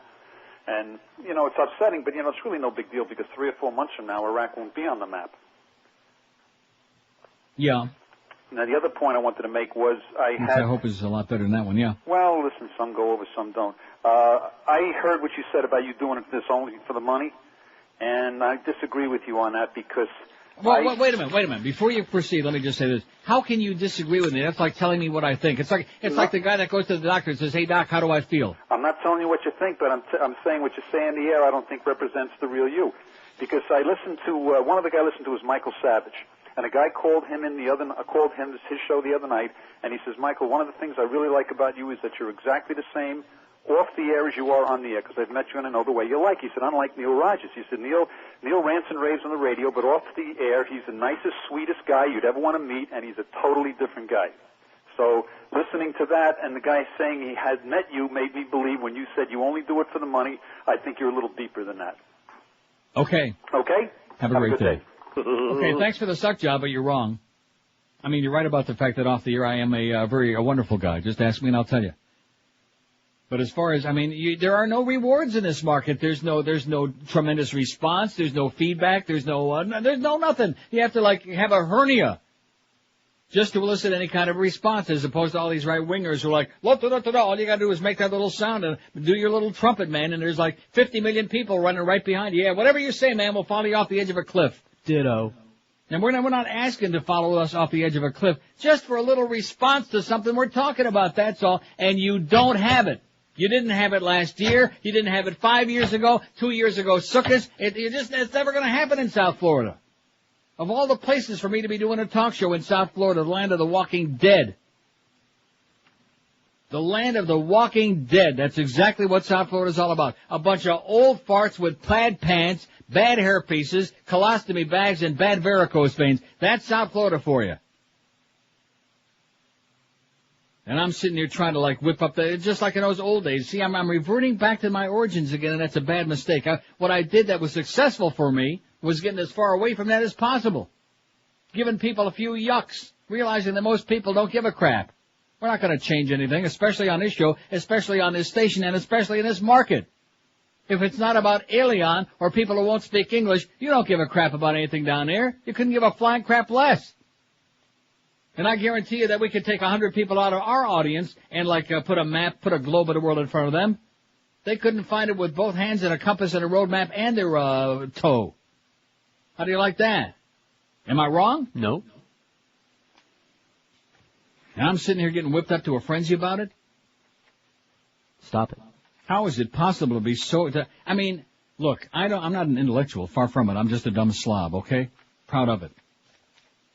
But how can you possibly live more than 10, 15 years and not have some concept, some others, and not only not have it, but not want to have it? You see what I'm saying? How can your brain be that dormant that you don't have some desire to enrich it, to learn something? Every day, learn something. Ignorance is bliss, don't you know? Oh, my God. Briss, are you doing that Jew talk again? Live and local. This is Sports Radio 560. QAM. Friday, you bastards.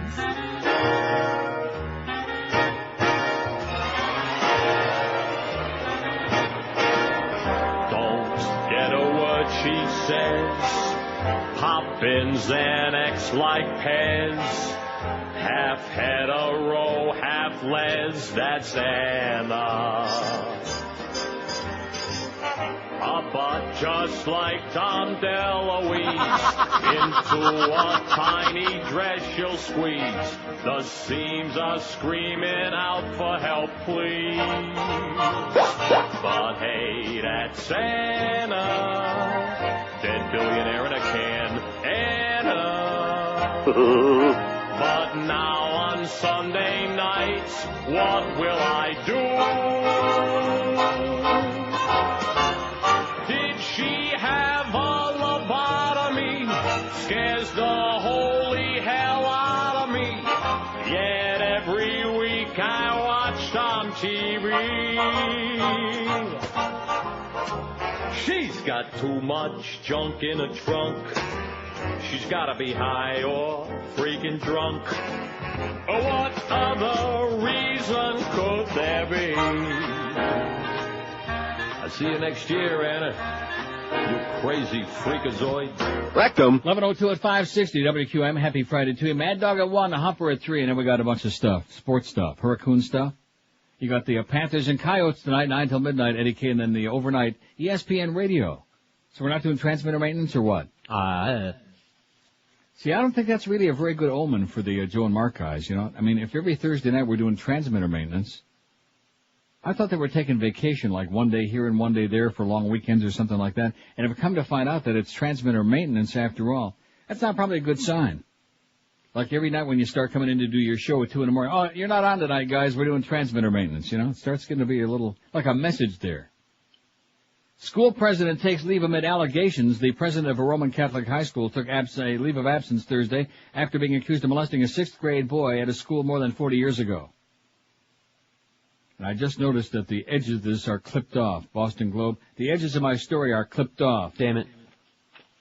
Brother Leo Labby, president of Bishop Gretna High School in Nashua, denied accusing the child in 1960 or 61 of the now closed Sacred Heart Academy in Andover, Mass. And I'm gonna stop trying to read that there because it's right, the margin is all chopped off on that. What a jackass I sometimes am, you know what?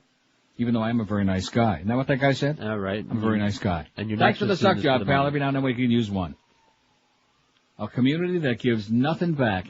And what also is frustrating, to be very honest with you, since I'm just laying it all out there for you today, it's like if you're sitting in a room with 10 people, like in a restaurant, you're sitting around a big table with a party of 10, okay?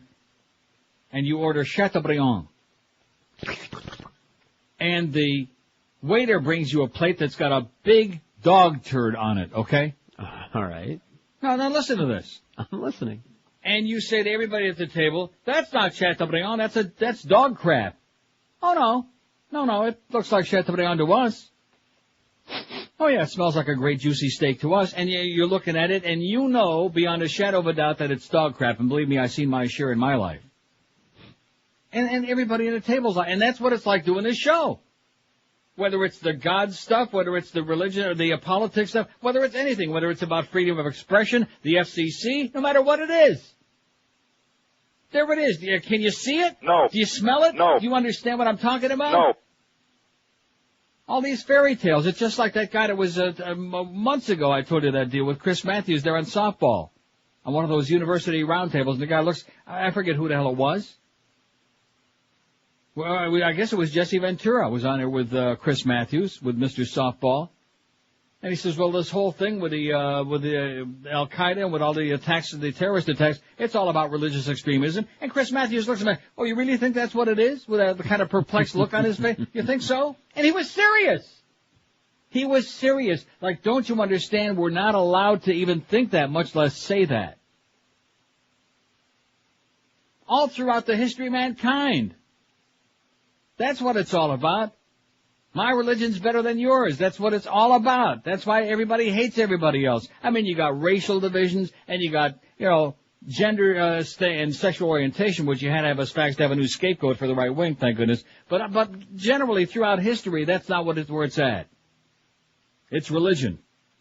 I got the answers, and you don't, and we're going to make you an offer you can't refuse. My fairy tales are the right ones, and you got the wrong ones, mister, and you better get with it. That's what this whole Al-Qaeda thing is with these fundamentalist Islamists. They're crazy people. You're going to believe what we do, or bada bing, that's it. Bada bing, bada boom. And like there's some debate about that? And how come the media is so goddamn yellow-bellied and chicken-livered that they can't come right out there and say it? We ought to be having programs about that every day. And instead we got Michael Jackson's dangling his baby over the goddamn railing at a hotel in Berlin. That's what we get. That's America for you. Yeah. Don't drop it, Michael. Oi! Too late. Oh, and did you notice that both of these little kids, there was that picture with the burqas on the other day at the zoo? Yes. And did you notice that the hands of the little kids were sticking out? Yes. And the hands were very, very white. White, yes. Lily Yes. white. Yes. I just mentioned that in passing. Maybe they got that same skin disease, you know? Here's Aventura. Hello. Leo. Yes, sir. Yeah, good morning. How you doing? Okay. First of all, I like a long time ago you said about the ice cream from Ben & Jerry's. I was wondering, first of all, if you have any other good foods out there, because my whole family loves the... If I have any other good foods out there, what does that mean? Well, I remember the Ben & Jerry's that you said a few months ago. Yeah. And I was wondering what other good foods you like, because we always like your taste, you know. That's it. And the new... Nestle's Turtle and Ben & Jerry's, that's it. I don't like any other food. I do like my Chateaubriand, though. Yeah, no, that's good, too. Unless and it smells like dog crap. Yeah. Also, the news lately on the cable. What's your favorite cable news station? Because I watched Hannity and Combs last night, and you said that I tell you, last night I think that Hannity, they should put like a sheet over his head because it seems then let me ask you this: then why did you watch it? Then why did you watch it? Well, you know, I like sometimes I like Bill O'Reilly, but you said you like, I think, Fox or No, I didn't say I like Fox. Fox is the fascist news network. So is this a serious call? Yes. Is this a serious conversation? And you said that I like Fox? No, I'm sorry. You said I think you like MSNBC. That is correct. Well, if you look at Pat Buchanan, he looks like the head of Hannity. Yeah. He looks like the head, and Hannity's I like got behind news him. for you. Pat Buchanan, as much of a fascist pig as he is, he's like a screaming liberal compared to Sean Hannity, okay, sir? But go have some Ben & Jerry's. I think it's affecting your mind. Not too much. And don't be packing it too tight. 5670560, pound 560 on it. Isn't that my favorite news network, the Fox News Network? Sure. I love them, man. Oh. Got a Rupert Murdoch bobblehead doll. John Gibson and that guy, that Neil Cavuto, Neil Cavuto. Oh, it's coming back. He reminds me of Mitch Hirsch, Oh, this stuff comes back so fast. Oh, it comes back so fast. And don't forget our friend Heather. I'm trying. Here's Miami. Hello. Neil. Yes, sir. You should be the leader of the loyal opposition. You should be the counterpoint to Rush Limbaugh. Your show should be syndicated like his show. Well, hold your breath. Well, I've been listening to you since 1979. I got an agent who's too busy playing with old baseball cards, okay? Well, I remember in 1980, you went to Tennessee, Nashville, and I listened to your show on shortwave radio. You did it for a month. Well, what do you mean on shortwave radio? Yeah, in shortwave radio from South Florida. I was in South Florida, and you were in Nashville. And you did this during the presidential election. You went to Nashville for about a month, and you were on 10 stations. No, I wasn't on 10 stations. I was on WLAC in Nashville. I wasn't on 10 stations. I was on one station. The reach of that. Well, yeah, it was 50,000 watts. We had calls from 38 states. That's right. Right. And you only stayed there for a month, and then you came back. Well, here. who the hell wants to live in Nashville? You got to be out of your mind. Well, exactly. Well, now you're living in Toronto, and there's no reason why your show can't be syndicated. But you didn't hear what I said before. There is a reason why my show can't be syndicated. What? It's called Norma Kent. We'll get another agent. Norma Kent. But I want to talk about the Democrats. The Democrats are trying to be Republican-like. They're too timid. The Democrats suck. Okay, the Democratic Party blows. They want to blur the differences instead of sharpening them. And you know what the Republicans do is smart. They give their base, the right wing, the wing nuts, something to live for, something to fight for. That's right. Whether it's whether it's guns, whether it's abortion, they give them something to fight for. So what I suggest is the Democrats give us something to fight for, and that I suggest we get a new party. Is what I suggest. The Democratic Party is history, man. It's dead meat. Well, there are two parties, okay? Why is that? Why? How about all the other countries where they have a whole bunch of parties? Because they have a monopoly on the parties. The third largest party is the Libertarian Party. The only people that got a monopoly is Parker Brothers, okay? We don't have to have just two parties. Well, unfortunately, The only way that anybody progressive will ever make any progress in America again is to create a new party. But they write the laws, okay? And they write the Well, you write the laws when you get into office, okay? And if people are given an alternative, I guarantee if they're given a real look at Jesse Ventura in Minnesota. He wasn't a Democrat or Republican. But they write the campaign finance laws, which ensures their incumbencies. Yeah. you know. But anyway, they're the only opposition right now, and so they have to give their base something Sir, to you fight keep for. repeating the same thing. It isn't going to happen. It isn't going to happen. Well, They're if it won't floundering. They're lost. They have no leadership. They have no direction. Well, then they got they'll a lose. wooden Indian named Al Gore who hasn't got a Chinaman's chance of winning a fixed election. They got Tom Daschle who's running around screaming about Rush Limbaugh. I mean, they're lost. Well, then they'll lose. Okay, thanks. No crap. That was pretty profound, wasn't it? They'll lose. Guess what, pal? They already did. They lost. Big time. Big time. Because they have nothing to say. In fact, that's why the Democratic Party is so much like most of South Florida. They have nothing to say, nothing to offer. They sit back. They're cowards, most of them. They're afraid to be called. And, of course, they already have been called. You know, and Bush threw that first shot, you know, about, well, you know, the Democratic Party, they're not interested in the national security. And, I mean, right there was something so obnoxious and so grotesque. And the response was that Dick Hebart and Tom Daschle, you know, got up on the floors of the House and the Senate and, you know, yelled themselves to the point of having, like, laryngitis. And that was about it. That was the response. Just calm down, okay, because it's the way it is. It's America for it. It's the American effing way. 12 minutes after 11 at 560 WQAM. Yeah, that Norma Kant, boy, she's really doing it, isn't she? She doing it? Going to be on 600 stations by the end of the year. You watch my words, man. I'm going to be on 40,000 channels all around the world. I'll be doing my show from a cave in Tora Bora. Yeah. Got plenty to choose from. Thanksgiving's coming a week from yesterday, less than a week from right now. Everybody's going to be flocking home to be together, to sit around, put on a happy face for each other. Gathered around the table with delicious homemade food, family traditions, turkey and stuffing and cranberries, yams. After all, it's not the turkey, though, that makes the meal special. It's the people. Getting ready for the hungry guest can be real stressful, a real pain in the ass, especially if they're going to be staying overnight. If you're having a house full for Thanksgiving, let Dial Mattress make your holiday preparations a little bit easier. Now's the time to call 1-800-MATTRESS and let get that new mattress in before the house guests arrive. If they already told you that they're coming, even if you don't hear from them until the night before, Dial Mattress can deliver right to your door. A top-quality Sealy, Serta, Simmons, or King Crow mattress the same day you call them. I've been sleeping on a Dial Mattress for years, and look what it's done for me. Look what a sport I am. Call Dial Mattress right now, toll-free at 1-800-MATTRESS. Talk turkey with a betting consultant to choose from the very best mattresses at even better prices. Rest easy this Thanksgiving knowing that everybody is sleeping like a child. So get ready for the holidays right now by calling 1-800-MATTRESS and be sure and please tell them that Old Fat Neil and Fat Boy told you to call. 1-800-MATTRESS for Dial Mattress, brand name beds, same day service. 1-800-MATTRESS. Call them now. Be sleeping like a baby tonight. My and local. This is Sports Radio 560. QAM. Friday, you bastards.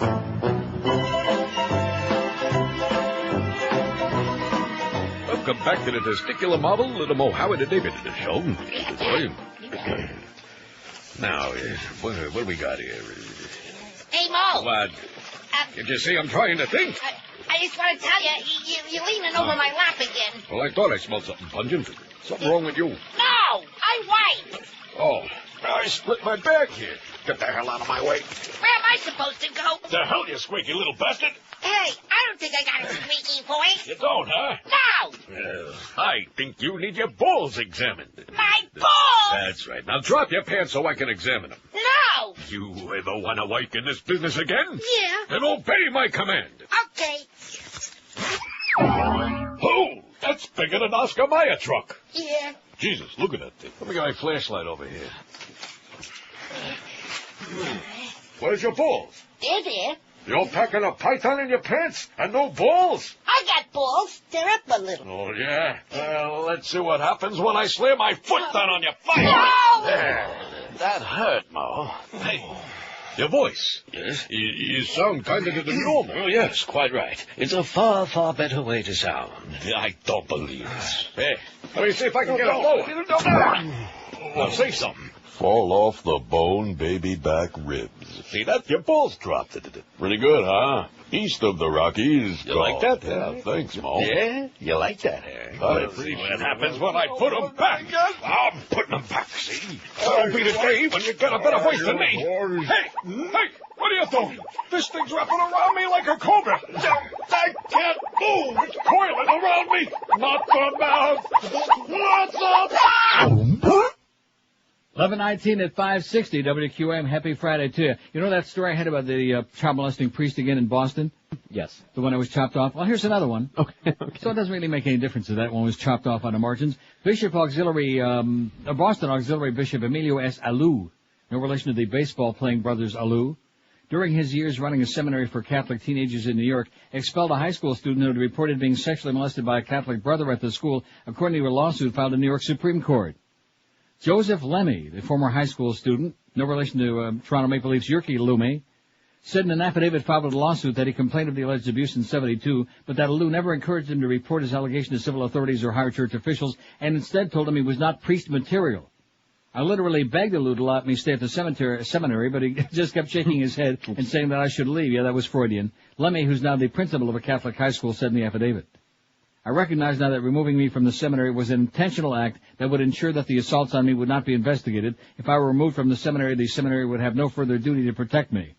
Lemmy in the lawsuit said he was a 13-year-old who knew nothing about sex when he entered the Salesian Junior Seminary as a freshman in 1970. Soon after he arrived, George Puello, then a Catholic brother in the Salesian order who worked as a Spanish teacher and dormitory supervisor, began to molest him and did so repeatedly for more than 2 years, often in Lemmy's dormitory bed, according to the lawsuit. Lemmy said Puello did not return to the seminary the following year, but maintained contact with him and continued to molest him, taking him to motels on at least 10 occasions. In the lawsuit, Puello is also accused of molesting 2 other plaintiffs. So there you go. Now, did Carlos, being the big Hurricane fan that he is, did you hear any of the broadcast on QAM last night with Joe and Don Bailey Jr. and the Beast? Yeah, I heard a little bit of it. And since nobody in the audience will respond to my question about that. No, don't hold back, okay? Joe Zagacki doesn't control your job or your paycheck, okay? Don't be a mealy mouth like George. Just let it all hang out. He was a little excitable. And Don Bailey Jr., I mean, I heard that. It just happens that I turned it on when Don Bailey was making that call with the come on. Seemed like he was going to drag the guy across the end zone himself. Yeah. But apart from that, it was great. So last time I'm asking you anything. 300 votes on the poll. Does TV show too much nudity and indecent material? If you're offended by any show, change the effing channel, stupid. 184. Hell no, I want to see much more, 59. Too much violence, not enough sex, 41. Yes, it needs to be stopped, 12. No more nipples. And no, just about the right amount, 3. We still got those 3 happy people who are sitting there with a satisfied look on their puss. So that's the best you have to say about that broadcast, okay? I know a little bit about sportscasting, okay? I haven't done it myself and being a big sports fan most of my life and knowing the great broadcasters from the really mediocre ones. I have never heard anything as embarrassing in my life as the shrieking and outright hysteria that goes on. See, even the Mad Dog, when he starts screaming, he does it under control. He doesn't just totally lose it. But it sounded like a couple of like little kids playing radio is what it sounded. Just awful. Horrible. And once again, to show you the kind of market that this is, it's South Florida, so you can basically do anything. Nobody gives a crap. Even Carlos is sitting there sucking ass. Shame on you. Well, remember, this is Shame on you. Sports town that I've ever been in. It's what? Well, sports town is, I'm using that loosely. So in other words, you never, since you're supposed to be such a football fan, you never heard anybody else broadcast a football game? Yeah, the Monday night stuff. I mean, but this is college. I'm talking. What does that mean? So in other words, in college, you're allowed to scream and get hysterical and yell like somebody's like your balls are being squeezed in a vice. Yes. Here's Miami. Hello. George, I'd like to. Oh God. He was on a long time. Sure was. Here's Dania Beach. Hello. Neil. Yes, sir. Good morning. Buenos dias. I heard you quit smoking. How did you do it, and also why? Quit smoking what? Cigars? Cigars. Because they're bad for you. How did I do it? I stopped buying them. Did the doctor say something? No, doctor didn't say anything. My brain told me, okay, common sense. Not good for you. Quit? Yes, let me say it again. I stopped buying them. See, if you don't have them, you can't smoke them. The other thing, the Democratic Party, even though that, we should get the terrorists right away, but the... Well, wait a minute. What does that mean? We should get the terrorists right away. What does that mean? Well, I mean, it's wild, but I wish I could get a bunch of my friends and get Osama bin Laden myself. But on the other hand, to make it serious, Saddam Hussein, again, many years ago in the Gulf War, we should have got him with George Bush Sr. But on the other hand, we should have, when it comes to a war, they treat their kids in Iraq. they when they're they grow them up to hate America, to hate Israel, and to hate America. So what we should have said is we don't want wars like that because they'll have suicide bombers coming over here like they do in Israel. Mm-hmm. And the Democratic Party. That's the popular rumor that Hezbollah's already here. That's what Bobby Graham tells us. By the way, let me just try doing something, okay? Let me punch a line up that there's nobody on, which is most of them. Now, see these other ones? They're just dummies. Okay? Now they're just dummy buttons. I'm just trying a little technical thing there right on the ear. Why the hell not? Why not? Oh, you see what I'm saying? Because this drop thing, I don't like this. It's like, not the one like on that big clunky phone we got down there that we're not supposed to have anymore, by the way. Well, we don't. It's over behind the monitor. Yeah, it's still around. But this thing is like well, at any rate, life goes on. 567, now what did he say? 5670560, pound 560 on the, he's going from, how did I quit smoking cigars, and let's go get the terrorist, and he's going to get a bunch of his buddies together, and going to go get Osama. All right! I feel better now. I'm going to sleep good this weekend. He's going to get a bunch of his pals together, they're going to go out there and kick some ass. Look at this. Police find 17 sex toys in local woman's car during DUI traffic stop. Now, where is this? Oh, in White Oak, Texas. Oh, won't see her no more. Or maybe you'll see a lot of her, all depending. A Longview woman who sells sex toys has been charged with felony obscenity after White Oak, Texas police found some of her wares in a car during a traffic stop. The arrest report describes the 17 items as obscene materials and obscene devices, but Police Chief Charlie Smith said the items were mostly lotions. Oh, no. They were mostly lotions and objects defined in a dictionary as having the shape and often the appearance of the male genitalia, is what it says here. It puts the lotion in the basket. Used in sexual stimulation is also what it says. We wouldn't know anything about that. How legal is that? Prosecutors will have to decide when White Oak investigators forward their findings to the DA's office sometime in the next week, Smith said. We'll see what they do with it, he said. I wonder what he meant by that. I guess he was speaking figuratively. We'll see what they do with it.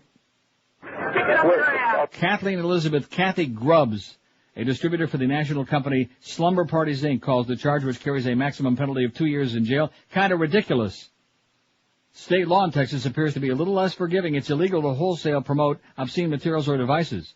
Texas statute says an obscene device is a simulated sexual organ or an item designed or marketed as useful primarily for the stimulation of human genital organs. The law allows investigators to assume that anyone with 6 or more of the items is intending to promote them.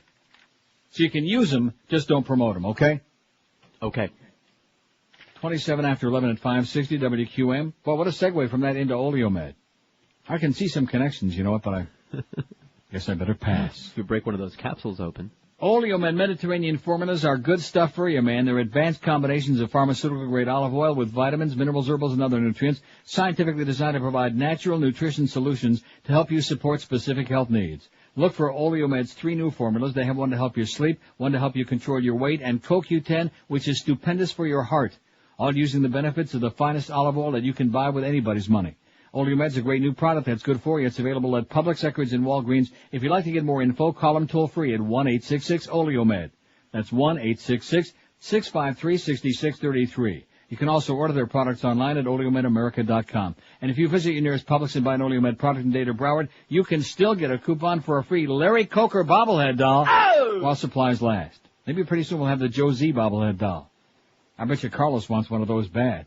Don't forget to visit their sampling pavilion at Sportstown every Sunday when the Dolphins are playing home games. Pick up some free Oleomed samples and start popping them in your puss today. Live and local. This is 560. The radio's all yours now.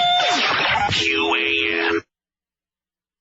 Can't beat that gator meat. He plays a cat and mouse game with the police. Sniper man, unfriendly neighborhood sniper man. When we catch him, he will fall. Hang him up by the hair of his balls. On the lookout for that sniper man. Sniper man, gonna get ya, sniper man. On your ass, Charlie Moose. You'll have your testicles in a noose. Look out, Where is the sniper man? Bush, to the person who left us a message, you gave us a telephone number. We do want to talk to you. Call us at the number you provided. Public dialogue continued. The person you called could not hear everything that you said. Call us back so that we can clearly understand. We want to get it right. Is he sneaky? Listen, bud. He's only out for the spill of blood. When the case is finally cracked, we'll put a vice on his scrotal sack. Look out. Where is the sniper man now? Look everywhere we can now. Where is the sniper man? You know, that inspires me. I think now that they caught those two guys, those scumbags, I think since this is the 39th anniversary of the assassination of President Kennedy, let's get the Moosey Man on the trail, huh? Of that? Yeah. Find out who really done it. I mean, the Warren Commission just sugar-coated that thing and lied through their teeth and made up that whole deal, which is what Johnson wanted them to do. There isn't a Chinaman's chance that Lee Harvey Oswald shot anybody, as a matter of fact. Not Officer Tippit, much less JFK. And then, of course, there was always our good friend Jack Ruby. I bet you that if Dorothy Kilgallen were still around, she'd tell us. See how I worked that in there? And speaking of Boca Brian, Boca Airport closed as 3 workers take late-night target practice. Did you see this story? Nope. That's America for you. We love our guns, baby. Yeah. It was a scary few moments for police early yesterday morning when reports came in of rapid, steady gunfire coming from the Boca Raton Airport. The airport and its access road were shut down as more than 24 deputies poured in with police dogs. The FBI, the Transportation Security Administration, and the FAA were notified so planes could be diverted. Multiple spent shell casings lay on a grassy area. Was Is it that like a grassy knoll? Near the main runway. Later, officials learned that more than 100 shots had been fired by an airport manager, an airport maintenance worker, and the airport security boss. The men police said were getting in little late-night target practice. At this time of heightened security and zero tolerance, that anyone would fire a weapon on airport grounds is bizarre, Sheriff's Office spokesman Paul Miller, who obviously is the master of understatement, said. Arrested and charged with unlawful discharge of a firearm were Donald Curry, 42, the airport's facilities manager, James Esco, 31, an independent contractor who provided airport maintenance, and Andrew Novatak, 53, owner of the company contracted to provide security at the airport. The men, all from Boca, were booked into Palm Beach County Jail yesterday afternoon on the second-degree misdemeanor charges. Curry was also charged with drunken driving. Oh! Guns and liquor, man. Bartles and Sons, liquor and guns. Esco and Novatak were fired yesterday by airport operator Boca Aviation. A new company, Navarro Group Limited, was hired to provide 24-hour security at the airport. The company's vans arrived at 5 p.m. Owner Nick Navarro... Oh, no! Owner Nick Navarro said his company provides security for the city of Boca and Fort Lauderdale Executive Airport. The airport authorities suspended Curry and launched an internal investigation. How do you like that? Oh, man. Nick Navarro. Speaking of that good old-time religion, by the way, scores killed in Nigerian Miss World rioting from Laos, Nigeria. Angry mob stab and set fire to bystanders Thursday in rioting that erupted after a newspaper suggested Islam's founding prophet would have approved of the Miss World beauty pageant. At least 50, now it's up to 100, by the way. This is from yesterday. Now they're saying it's over 100.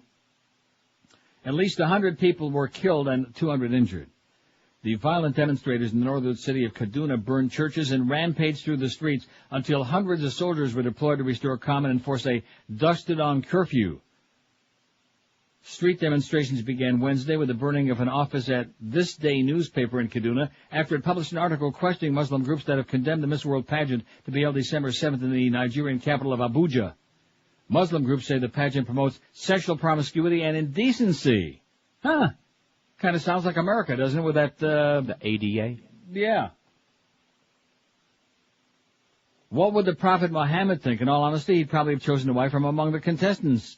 Isioma Daniel wrote in Saturday's article. The newspaper ran a brief front-page apology Monday, followed by a more lengthy retraction on Thursday, saying the offending passage had run by mistake. In Thursday's rioting, more than 100 people were stabbed, bludgeoned, or burned to death, and 200 were seriously injured. At least 4 churches were destroyed. Many of the bodies were taken by Red Cross workers and other volunteers to local mortuaries. Many people remained inside homes that were set afire by the demonstrators. More good religion, baby. There you go. Oh! At work again. I like this one about WLS. We'll get to that momentarily. That pretty interesting? Yeah. Not like that I was way ahead of them, but how many years ago did I start doing that? Exactly what I was thinking. Here's Plantation. Hello. Plantation. Is gone. Nobody there. It would be nice just one time if I punch up a line, they actually are there like the first time without repeating it. You think that'll ever happen? No. Here's Cutler Ridge. Hello. Good morning, Neil. See, there you go. How are you? Great. I was watching TV a couple of nights ago and came across Bill Maher in Channel 12. Two things that he said stuck to my mind. One of them was that this country abuses every other country. The second one was that he maintains that what these people did in September 11 wasn't cowardly. What is wrong with this man? I don't want to go through that again. Bill Maher is a total asshole. He deserves everything evil that comes to him. To try to say that there was anything courageous about people who killed 3,000 innocent people is only an asshole would say something like that, okay? I don't want to hear about it. To think that he's going on there saying the same crap again is just really sad. Tragic. Man, does that frost my ass. Yeah, we got freedom of speech, all right, but we also got freedom of having a brain and knowing when to use it.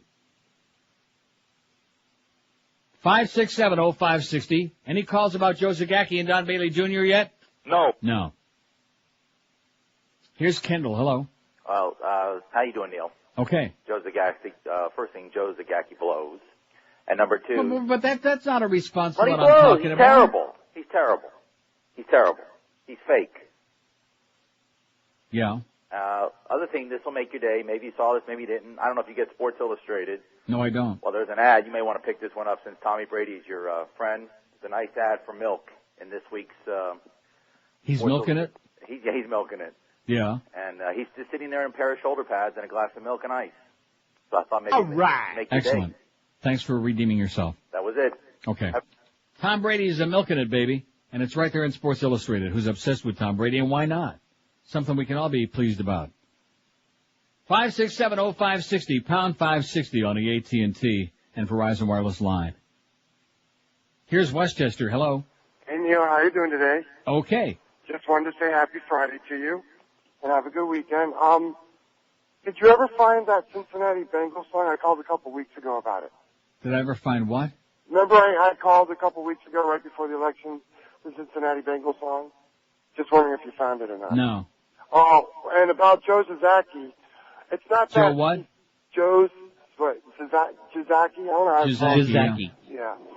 The thing is, it's not that he's bad, it's just, he was a regular beat reporter and he's never done sports until like 3 or 4 years ago. Yeah. And all of a sudden he's blown into the mix. I mean, you know the old saying, you don't know what you've got till it's gone? Well, we really miss, Mark Vandermeer.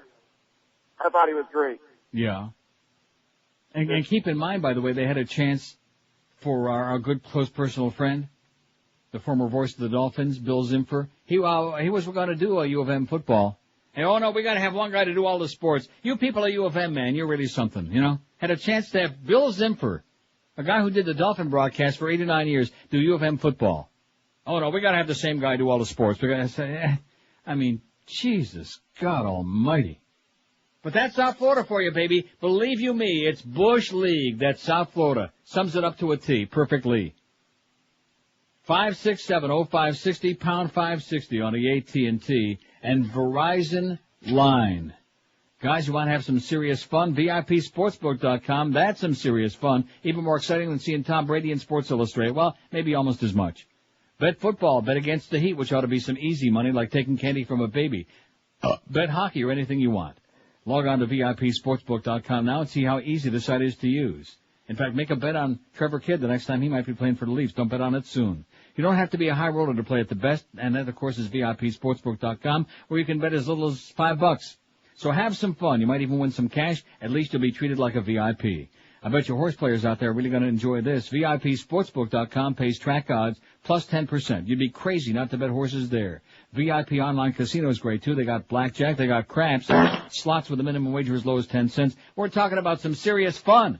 And believe me, there ain't too much fun that's legal in South Florida, but here's some. It's easy to sign up online. Just go to VIPSportsbook.com or give them a call toll-free at 1-800-VIP-BETS, B-E-T-S. Sign up now and get you that 15% cash sign-up bonus. So go on and have some fun by signing on to VIPSportsbook.com. We're Sports Radio 560, QAM. Some of yours, I'll show you mine. Ladies, there's nothing worse than a stinky smell emanating from way down there. Ooh. Believe me, your love tunnel can get that way pretty fast from improper care. So if you want a clean, prim and proper love canal, you need to use Clitorox. It's the industrial strength wedge cleaner. And it comes in a variety of flavors to please him. Strawberry. My favorite. Hold your horses, big guy. So if you want a clean, fragrant love subway, get Clitorox. Because soap and water just isn't enough. Now where were we? Ooh, yeah. 11:46 at 560 QAnon. What's the date for the Victoria's Secret special in Nigeria? I don't know. Can you see that? Let me check the TV guide. 351 votes on our poll, and take a look at it. Does TV show too much nudity and indecent material? NeilRogers.com. Go on there and think about it, okay? Diddle around a little bit. WLS Radio hanging up on callers who sound old. Oh! I like that. I was the innovator of that. It says if you happen to sound like you're older than 54, like me, regardless of what your actual age may be, don't even bother calling in any of the talk shows on WLS. You're not welcome anymore. WLS in Chicago, by the way, for those who are uninitiated, for those who can't find it on the map. Like it or not, that's the official word from the new program chief of the ABC-owned news talk station. In a confidential memo to staffers this week, WLS Operations Director Michael, don't call me Fudge, Packer, ordered them to screen out any old-sounding callers no matter what they have to say. The directive offers a rare glimpse into how far one radio station will go to zero in on its target demographic, in this case, those advertiser-coveted listeners between the ages of 25 and 54. We do not want to air any callers who sound over 54, Packer wrote. We never air anything, content or callers, that sounds older than our very broad target, which is 25 to 54. On occasion, when it makes sense, we'll air content or callers aimed at younger demos, but not older demos. In other words, to make a long story short, they don't want any old farts on the air. A second memo from Packer this week reminded his host and producers to make sure the content of your promo, the content of your show, and every caller screen for airing itself is laser-focused on the WLS target, the 40-year-old. Boy, you talk about, how do you do that? How do you do that? What is the 40-year-old interested in that a guy 38 or a woman 42 isn't interested in, huh? I'll let you know when I turn 40. In addition to which, how do you know how somebody calls, whether they're 53 or 55? Well, if they sound like it. It's stupid. Stupid. Typical of the people in this business. If they sound old. Not if they're over 55. If they sound old. Packer, who joined WLS in September after 6 years as a radio consultant in Detroit. Acknowledged that he wrote the memos, but said they were intended simply as internal guidelines. I can tell you that we do put some callers on who are older than 54, he said. It's whether they're old-sounding that's the key, not their chronological age. Well, why didn't you say that in the memo, you jackass? You can have a person who's 80 doesn't sound old. I would say that Mike Wallace and Barbara Walters don't sound too old to me. Then again, you can have a depressed 35-year-old that does sound old. In any talk station, there's a screening process that takes place. So how should Packer's host and producers determine whether a caller sounds too old? It's a subjective process that they go through, he said. They're trained to listen to people and their pace. Obviously, they're looking for good communicators, people who are articulate and have something to say and get right to the point. When's that going to start? Is this man crazy or what? They're articulate, they have something to say, and they're going to get right to the point? No. This guy's dreaming. I think too much packing. In fact, if I was him, I wouldn't unpack. Here's a call from Boca. Hello. Hey, Your Highness, how's it going? Okay. Can I call myself a douchebag? Yeah. See, the echo is always like a warning. It's like the radio gods. No. Here's a call from Pembroke Pines. Hello. Hey, Neil, how you doing? Okay. Well, Smile Radio 89 WLS should bring back John Guerin. To hell with that fudge packer. Mm-hmm. Doesn't sound like he knows what he's doing. Who's on WLS? Who does the talk shows on there? Well, your good buddy Greg was on there for a little while. Greg who? The one that keeps coming back like a bad penny. Greg Budell? I heard he was I think he was at LS. Oh, brother. For maybe about 5 minutes. Do you think he unpacked? No, I hope not. He's probably already just travels light, a toothbrush. Easily. And a drink manual. I had a comment for that last, and by the way, I'm 50. Do I sound like I'm 50? No. Okay, thank you. I would say you sound about 42. Thanks. That's because George held up the fingers. He knows. Now, I want to tell you about that other caller that just called. I'll tell you, if I can see George's fingers from Toronto, I'm doing pretty good. But anyway, go ahead. That's true. You got me there. The last caller that called regarding Joe Zagacki saying he's only been doing sports for 3 or 4 years. Yeah. What kind of drugs has he taken? Zagacki, since Sonny Hurst died, Zagacki was doing baseball. About how long is that? About 5 years, 6 years? Something like that. Because I used to work with Sonny and Joe with the old IOD days with Amos doing the UM games down the Orange Bowl like 15 years ago. Famous Anus? Huh? Famous Anus? Yeah, famous Amos. Amos Goebel. Remember Amos? Yeah. Okay. That was it. Just wanted to correct the last call. He didn't know what he was talking about. Well, but you're not making any comment, though, about now. Do you listen to Joe doing the games with Don Bailey Jr.? Occasionally. And? He crushed it. Is that enough? See ya. See, everybody likes Joe personally, so they don't want to, they just don't want to say it. Just like Carlos. You're such a weasel, man. I think George probably put you up to it. He did. Being such a weasel. Oh, we don't want to say too much, because we're in a very delicate position here, so we have to weasel out. But of course, off the air, off the air, it's another story. I'm going to start taping our off the air conversations in the morning. What about who? Right what do here. I say off the air that I don't You say rip on people an ass. Who? Name it. And then we get on the air. You play that little thing there, that little whatever that thing is the you crickets. got. Yeah, the crickets. No, Yeah, there they are again. I was doing that during Even the psychotic Buddy Holly is episode. embarrassed by your behavior, mister, okay? Even Buddy Holly's not too happy with During it. the Psychotic Mo episode, I didn't want to say anything because Who? who? It's after 9, mister. We draw the line at 9. Sorry. I want you to play that again for me, by the way. Where is that? It's right here. It's handy. I want to hear it again right now. Right now? Just right now, Well, because it's off you the just computer, so you, just wait 5 seconds and it'll start magically. You violated the thing. Sorry. Protocol. Clown. Idiot. Behind. What is it again? Behind. We won't be talking no more about Mo. No. His smelly wig veins or his lousy show. We'll play some bits now and then, and that's just fine. But when we start at 9, Behind. we draw the line. That's fine. Don't give a crap about that cranky schmuck. No. With his veiny nose up Jay Fiedler's butt. Rectum. At least until Neil decides to change his mind. Till then at 9, Behind. we draw the line.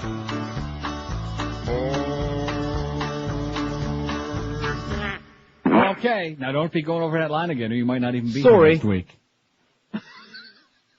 7 till noon at 560 WQM. Don't forget, join George tomorrow and commiserate with him. 11 to 1 at the Singular Wireless in Aventura, 20335 Biscayne Boulevard. Stop in to win some of our usual low-budget QM crappy prizes and register to win upfront tickets to an upcoming Panthers hockey game. Any interest? No. Just stop by to see George, make him feel like you care. Here's Coral Springs. Hello. Yeah, hey, how you doing, big man? Okay. What's up, Neil? Yeah. I don't know, I might be in the wrong place. You guys are talking way too much about fudge packing. This ain't the homo show, is it? Yeah, it's a homo show. Listen, are you guys Reverend making Jones. fun of Jay Fiedler, too, man? Reverend Jones. No, it is not Reverend Jones. Not Reverend Jones. No, it's some other asshole. 567. Will you just calm down? I got pretty good ears. I know the callers, okay? If it was like Dennis, then I might need Put some on a help. fake draw because the last time he called. That was not Reverend Jones, okay? It was Reverend Smith. Here's Plantation. Hello. Hello. Yes, sir. Neil, you still watching Smallville? Yes. Every time that show comes on, me and my girlfriend, we found this thing where every time Lex Luthor comes on the air, he says, my father. Yeah. And I can't even concentrate on the plot anymore because I'm just waiting for my father. Mm-hmm. You notice that? Yeah. That's not funny?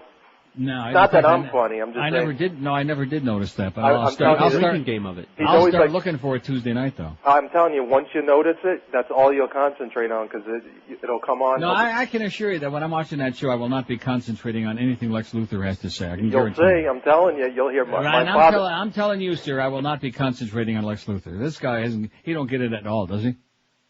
Probably not. They're too busy watching 363 Smallville with votes. his girlfriend. 363 votes on the poll. I'm telling you, George is not going to be here next week. Mark my words on that. Way over the line. Does TV show too much nudity and indecent material, we asked. Pretty lukewarm response. In fact, the responses all this week have been, not too great. That's because they're all probably heating up their radio to get over to Rush, so we can hear his latest response to Tom Daschle. Now, what would Jesus listen to? The Obesity and Broadcasting Network. Anyway, does TV show too much nudity and indecent material? If you're offended by any show, change the effing channel, stupid. 220 people, 60.6% of this audience say that. Hell no, I want to see much more. 74, much more. Too much violence, not enough sex, 46. Yes, it needs to be stopped.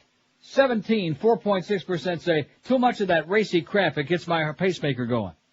And no, just about the right amount, 5, who are just barely like alive. Live and local. This is Sports Radio 560 QAM. The 12 to 1 hour. Oy vey. All right, welcome back to the dazzling spectacle of the Mohammed and David Show, where I work very, very hard to provide you with intellectual sport hole amusement. Shut up, you chocolate donut dunker. This is the big day when I drop the bomb. Oh, boy, here comes the bomb. Now, it's my understanding that those motherless homos down the hall don't know who I am, see? They think they got me licked. Well, they did get you raped. Shut your mouth. No! You know what you gotta do now, don't you? Kiss your ass? There you go. Kiss it. Which bone? Any of them. Now, kiss it. Okay. All right. Now, where was we? Dropping the bomb. Oh, yeah. Well, actually, I got 2 bombs, you see. Yeah. As I like to call them, little boy and big boy. Just like the bombs that wiped out all them yips and slopes. Those bums think they got one over on me? Why, I'll show them. Okay. All right, here's the first one. As it turns out, George ain't the only lover named George at this square hat over here. No. You see, she has an affinity to guys named George. Oh. Sure. And when do you hear this? Now, I got this from a highly trusted source. Give me some fanfare here, stupid. Our midday faggot friend had intimate affairs with George Maharis and George Nader. Yeah? Well, that's it. That's the bomb. Oh. You're so goddamn stupid. You know that? Yeah. Oh, you ain't heard nothing yet. Okay. Now, here's the big boy. It just so happens Howard Stein is a very close and personal friend of mine. Yeah? Why, certainly. He's even got as far as securing gourmands for me, like that Heather broad on Fox News. Wow, really? Hey, let me tell you, she gave me full service. Hot wax on the balls, the works. So what about Howard, Bo? Huh? Howard. I told you not to call me that.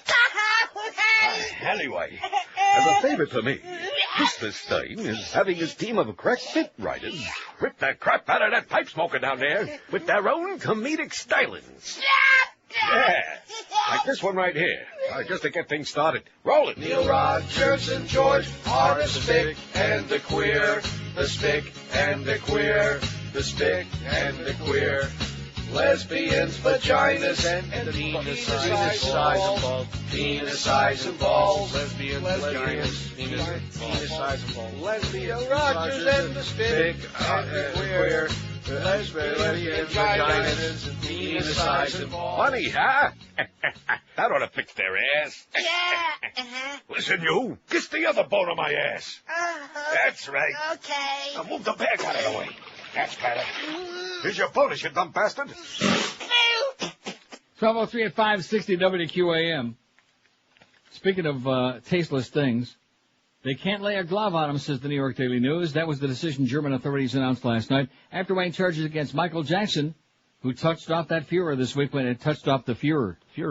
When he dangled his wriggling baby boy from a hotel balcony window. No crime has been committed, said Berlin police spokeswoman Klaus Schubert. Klaus. That was welcome news for Jackson, who's been pilloried worldwide since Tuesday's sixth stunt in which he dipped his youngest child, Prince Michael the Tooth, over a fourth-floor railing. His fans below gasped. Despite some media reports, authorities in Santa Barbara, California say the increasingly wacky dad won't face any penalty there. Jackson and his 3 kids live in a posh town northwest of Los Angeles on a ranch called Neverland, as we know. Oh, never again. Now, this fax, and I'm so pleased that you faxed this to me again. Again? This is what it's all about. This is what talk show callers and talk show faxers are all about right here. Now, do you know why he faxed me this, New England Paul? No.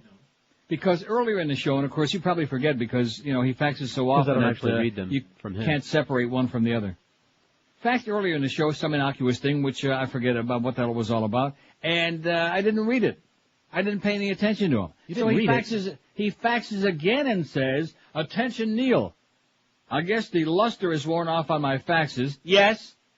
When we first started. Like we had some kind of a relationship going on, some kind of a romance, like we were dating. Tom Brady, yes, you know, Paul. When we first started, you used to have some excitement in your voice. I can't believe you're mad at me. I'm one of your loyal listeners. Have a great Friday, okay? Thanks. I was having a mediocre Friday until this stupid fax, Paul. It's enough to make me turn against the Patriots, okay? Root for somebody who needs some help. Like maybe the Bears. Somebody really crappy. Get out of here, New England, Paul. Another lifeless desperado. You're not paying attention to me. I'm a part of your life like that other Paul guy that was on my show on INZ 100 years ago. Remember that? Paul Harvey? No, this guy that was on INZ came in when I used to have a guest on the show. He came in and sat around with some panel of punks. Oh, I'm a part of your life. I was on your show. Part of my life, my ass, okay? And not part of my ass either. You idiot. Man, so sad how many really desperate people are out there. In case you haven't been listening. Here's Miami Springs. Hello. Hey, afternoon, Neil. Good afternoon. Hey, just wanted to comment about Josie about the hurricanes. Yeah. Yeah, I was at the game last night, and well, anyway, I had my radio with me, and I made sure, when I go in the stadium, that I don't have it on QAM, I have it on WVUM. But anyway, coming out of the stadium, walking out of the stadium, going to my car, I happened to listen to the postgame show, and I heard one of Josie's calls on replayed on postgame show, and I thought to myself, geez, I mean, this guy has drunk 2 liters of Jolt Cola, It was the most embarrassing thing I've ever heard. Clip. I have the other clip, but I don't have the one where the guy went, I don't know how far for the hurricane touchdown. But that call there, and Don Bailey Jr.'s, come on! I mean, screaming, hysterical in the background. That was so embarrassing. If I were them, I'd just crawl under a table somewhere and never show my head again. Yeah. I didn't hear Don Bailey's, but that was what a joke. And evidently nobody listens to those games on our radio station, or else the sports nerds ain't listening now because I'm on. But nobody's got the balls to call in and say it. It's embarrassing. It's humiliating. And here they had a chance to have Zimfer, a real pro, one of the real tops, do their games, and instead they got my buddy Joe Z. Right, yeah. And the guy I was with at the game, he doesn't listen to Joe Z either. He also listens to WVM at the game. So well, that's quite a commentary right there in itself. Oh, I tell you. Okay, well, that's all I wanted to say, Neil. Thanks. Okay, you're welcome. Only took us 3 hours and 5 minutes to get that response. And if you think he does a great job, I'd be willing to hear that too. But oh no, we're not going to talk to you about it. We'll talk to somebody objective like Hank. Yeah, like Hank. We'll talk to Joe's boyfriend and see what the Humper has to say about that call. Oh man.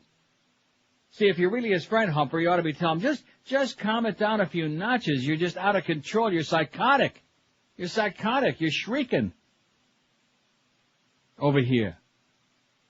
5670560, pound 560 on the AT&T line. Miami, hello. Mancha. Try Miami again. Hello. Neil? Yes, sir. I saw a bumper sticker I'd like you to hear about. Yeah. It was speaking of what would Jesus drive, and normally it's what would Jesus do. The bumper sticker said, I bet Jesus would have used his turn signal. That's all I got. Okay. Sharpton leads downtown Miami March for Haitians. Let's hear it for Al Sharpton. Oh! Not. The Reverend Al Sharpton led more than 200 protesters across downtown Miami Thursday to call for the release of Haitian migrants who remain in federal detention since waiting ashore nearly a month ago. And they've been waiting a long time. Sharpton and the crowd chanted, "No justice, no peace," as they carried signs and marched across downtown to the Torch of Freedom on Biscayne Bay. At the rally, Sharpton called for a change in federal policy that orders all new illegal migrants be detained until they're deported or rarely granted asylum. It's a very distressing thing to see people herded up and treated in a way that we do not treat others coming to the U.S., Sharpton be saying. Before the rally, Sharpton met with about 40 of the more than 200 Haitians detained at Chrome Detention Center in southwest Dade County and told them they had wide public support. I encouraged them first to know that there are thousands upon thousands in Florida and millions around the country are with them, Sharpton said. And I'm sure they're really happy to have Al Sharpton on their side, huh? Well, yeah, in their case, though, they're happy to have anybody on their side. No, seriously, in their case, they can't be choosy. Unfortunately, it has to be him.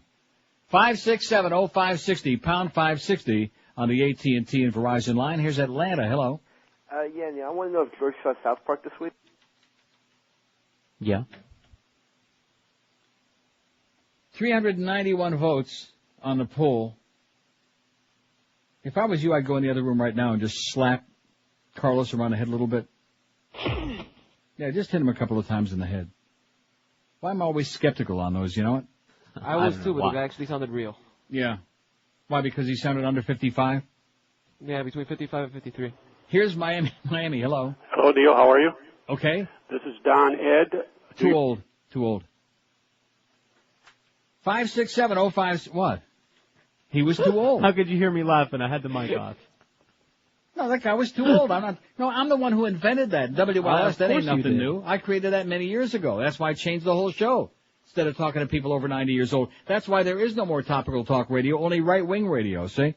Because everybody else with a sense of humor, they got tired of that crap, which unfortunately is very bad for them, but tough crap.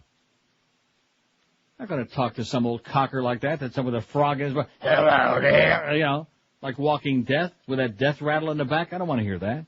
Depressing. 391 votes on the poll. Does TV show too much nudity and indecent material, huh?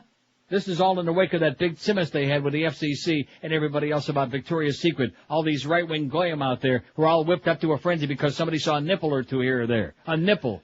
There's a big ripple because somebody saw a nipple, okay? And guess who ain't too happy about it either? Gold Mr. Whipple. He's squeezing it. The nipple?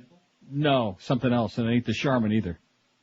If you're offended by any show, change the effing channel, stupid. 237 said that, nearly 61% of this perverted crowd.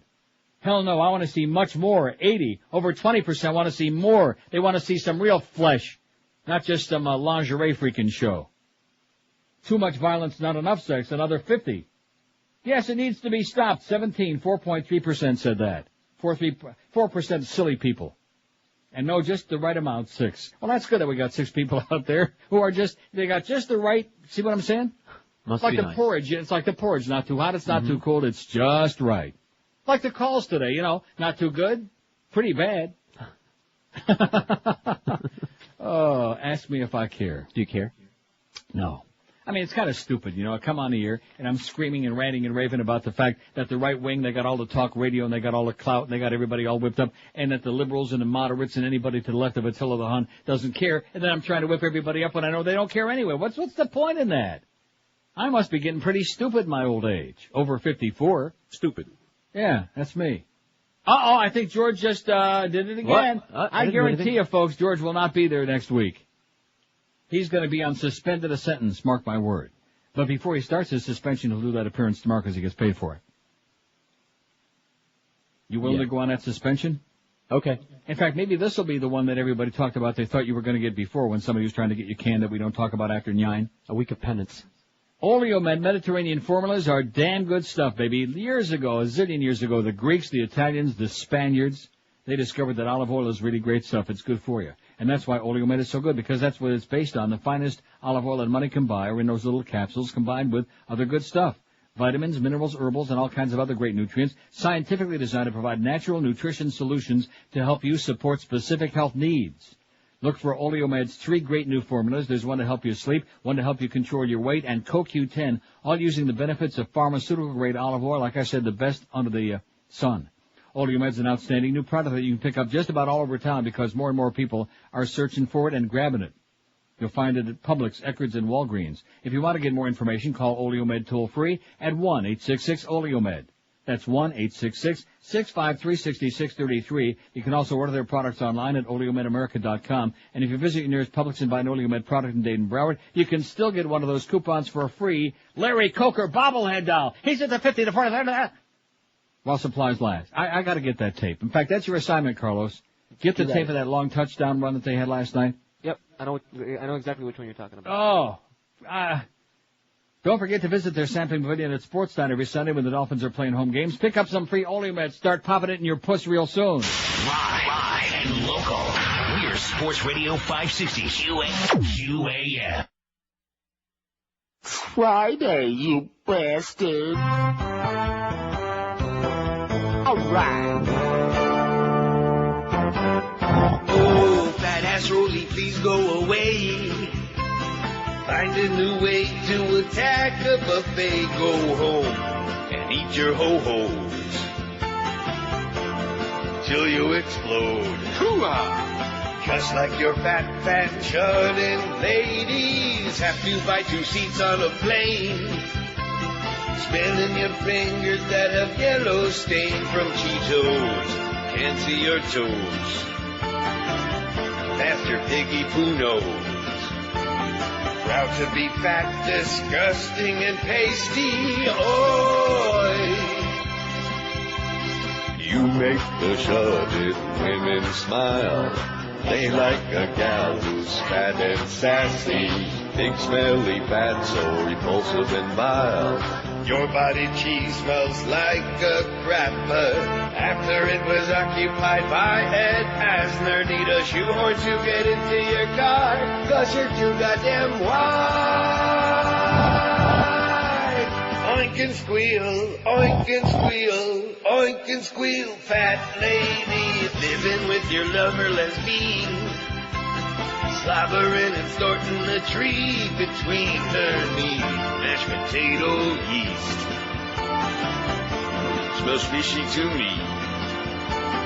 Lapping up a tuna that's moist and tasty. Hey! From 19 at 560 WQAM. Pain's almost over. Mad Dog will be along at 1. 401 votes on that poll. Pretty lame, if you ask me, you know. 5670560, pound 560 on the AT&T line. Here's Pompano. Hello. Hey, how you doing? Okay. Hey, did you do the what would Jesus drive thing yesterday? Yeah. How'd that work out? Who's Jesus came out on top, and then after that, close on its behind was a Cadillac, the old Jew canoe. Terrific. You know, it reminded me. You remember that picture that the National Enquirer published of Jenna Bush and her sister rolling around drunk as a pig? Remember that photograph? Yeah. Well, right after that, somebody came up with something to piss off the Jesus Christers, and they put that picture on a mug, and they had WWJD. What would Jenna drink? Excellent. Where can I love get that? I fill it with vodka, and I get to drink vodka and liquor at the same time. Family values to the max. Outstanding. Take care. Have a great day. I like that. You'd like to have one of those, wouldn't you? Yeah, if I got a hold of Barbara, I'd drink vodka and liquor. 5670560, pound 560 on the AT&T and Verizon wireless line. Here's Boca. Hello. Hey, Neil, I got a hockey question for you. A what? A hockey question. Hockey?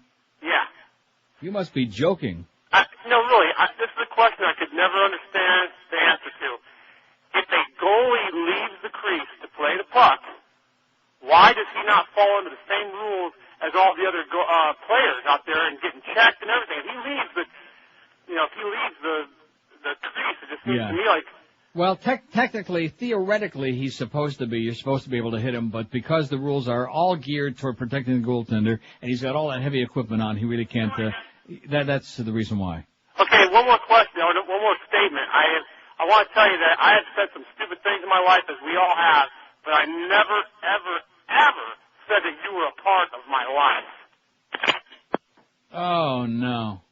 See, the previous part was just a prelude. Right. Now, which Paul is that? Is that the New England Paul, or is that the other Paul? I don't know. That's the other one. That's the one from INZ, who did say that, repeatedly, by the way. No, I know you didn't say I was part of your life. You said you were part of my life. How do you like that? He's still there. Oh! Unlike the Not Slanty lady and Little Joey and all of our other chronics from the past, even Paul Harvey Jr., they're all gone. Yeah, you did say it. Numerous times. Huh? Paul Harvey Jr. is out there. How do you know that? I can feel it. No, you can't. He's not there. He's there. He's not there. They're all gone. In fact, maybe that was a good deal I did those 7 months of bedtime stories, because I think we kind of cleansed out a certain portion of the audience. You ought to be pleased about that. Yeah. At least, see, we still got Rich Pachter. He's still faxing in. He's not a caller anyway. He's still faxing. In fact, some pretty good stuff lately. So he's probably got a smirk on his voice, because Paul Harvey Jr., he bailed out. But Rich Pachter, he's loyal. He'll be on the phone before the end of the show. You watch. Who's that? Paul Harvey Jr. Well, you saw how fast this guy was on there.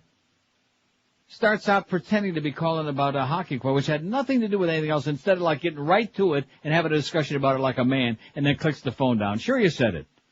You're an overgrown child, and you're still listening. Here's Miami. Hello. Hello? Yes, sir. It was Hollywood. You confused me there for a second. Hey, Neil. Here's, it says Miami on my screen, man. Look around you. I'm in Hollywood. I'm on 441. Is there anybody speaking English there? No, there's Indians all around me. I'm surrounded by Indians. Okay, you're But, safe. by the bingo. But, what was I going to tell you? That caller called, before the last break, whatever, about, Joe Zagacki. I can't believe what they were thinking. That guy, not only does he suck, he's probably a great person. Everybody says good things about him. He is a nice guy, yeah. He is, which I'm sure he is, and, he's just not, he's not a Brock. He's got no inflection in his voice. It's just as monotone as can be. See, I think what he's trying to do is compensate that. He's going to the other extreme and doing these play-by-play games and screaming and getting hysterical to try to show that he's not boring. Well, you don't have to get hysterical to be not boring. No, yeah, that's most likely what he's doing. He's trying to get all excited and hyped up because he doesn't have that natural, voice of like some of the other guys, like the guy Vandermeer last year. That guy was great. Joe belongs on the ear like my little dog belongs on the ear. Hey, Neil, real quick, I gotta say I got a lot of respect for you. I'm really glad you started taking calls back again. I just think it brings a little more to the show. But well, especially like today. I mean, look at the great calls we've had today. No, I know. I seem to enjoy. I was one of those callers that listened forever, and then I sort of was like, changing the station afterwards. But whatever. I'm glad you're taking calls. Real quick though, the reason why I say I got a lot of respect for you is because unlike Fat Hank that comes up later, when he gets a crank, he's calling you back on your phone. Why are you cranking my show? He tells one of his little guys, why are you cranking my show? I'm going to report you to crank callers. Well, good for him. Good for him. But come on, Neil, that's gay, man. That guy's a real fat faggot, bro. That's gay. That's gay to call people back when they're like disrupting your attempt to, earn a livelihood. More power to him. I only wish that we had the ability to do that if we had caller ID. How are they doing that? Star 69. Remember, they have a staff. Oh, that's right. They got a whole bunch of people in. They got 15 people on each show. We got Carlos. Do you have that tape, by the way, of Joe doing that call on that long touchdown? Not yet. Almost.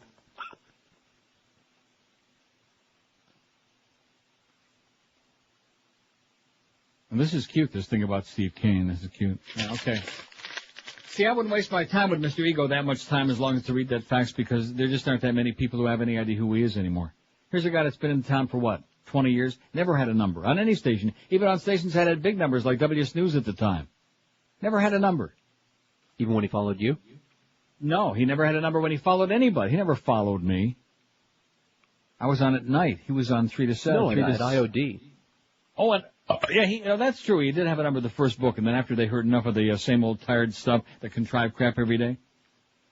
Plus, he started showing up late because he was busy doing baseball card shows, He'd start coming in about 3:15, totally unprepared. Well, let's have another one of our hate seminars. Call in and tell me why you hate me. And then the guy would call in, use that, and then he would hang up, and like that.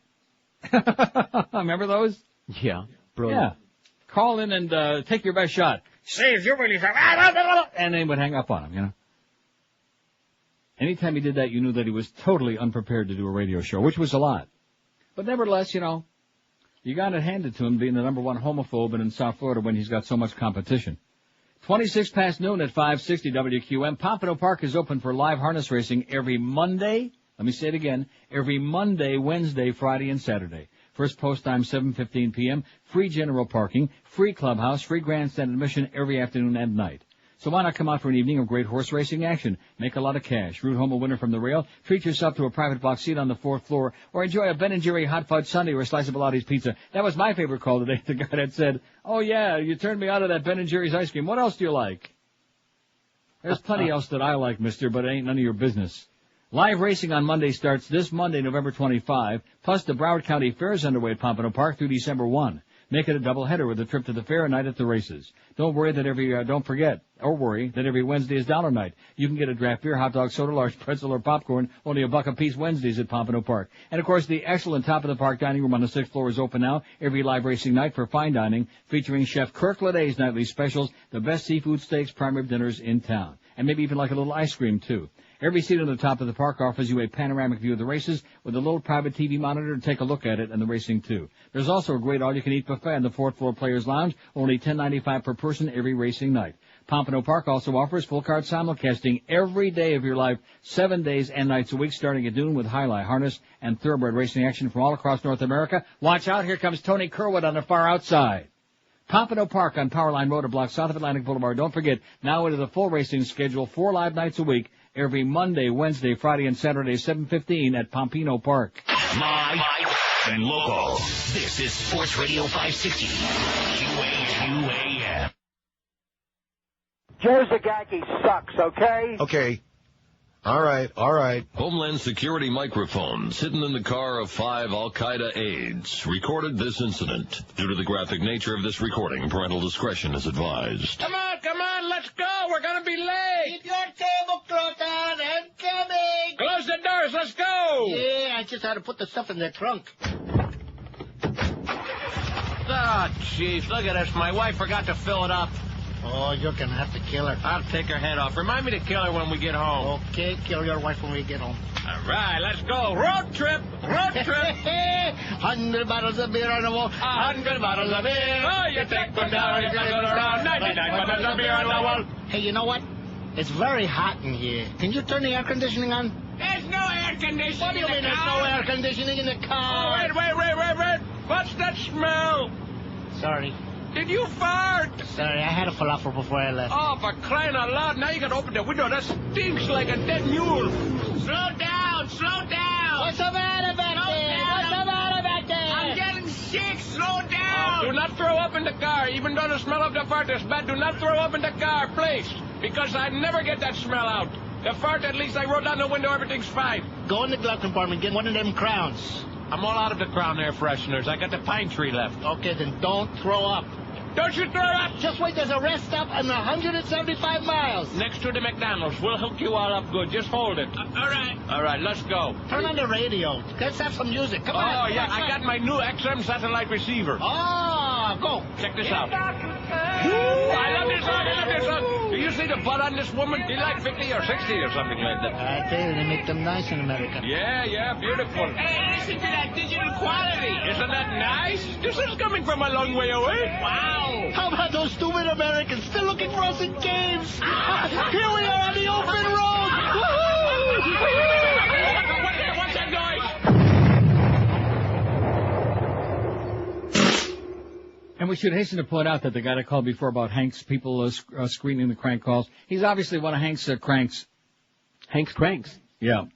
12:33 at 560 WQM. Here's a fax from Dave in Weston who says, my 2 4-year-old sons can do a better job broadcasting on their Mr. Microphone than Josie and Don Bailey Jr. Absolutely correct, sir. You got that tape yet, Carlos? It's coming. Yeah, it's coming. So is next Sukkah's, too. Here's that story I promised George. A union-sponsored protest rallies at Wal-Mart stores across the nation yesterday. To draw attention to the retail giant's salary and benefit policies, picketers were absent in the Arkansas-based company's home state. In March, a state judge in Arkansas issued a permanent injunction prohibiting the United Food and Commercial Workers International Union from soliciting inside Walmart buildings and stores. Union spokesman Greg Denier said members avoided Arkansas out of concern about what response state courts would have to the pickets. Walmart uses the judicial system in the state of Arkansas to promote its interest, Denier said. From a rally in Alexandria, Virginia, we stayed out basically because of the court injunction over the concern of what Arkansas courts might do on behalf of Walmart.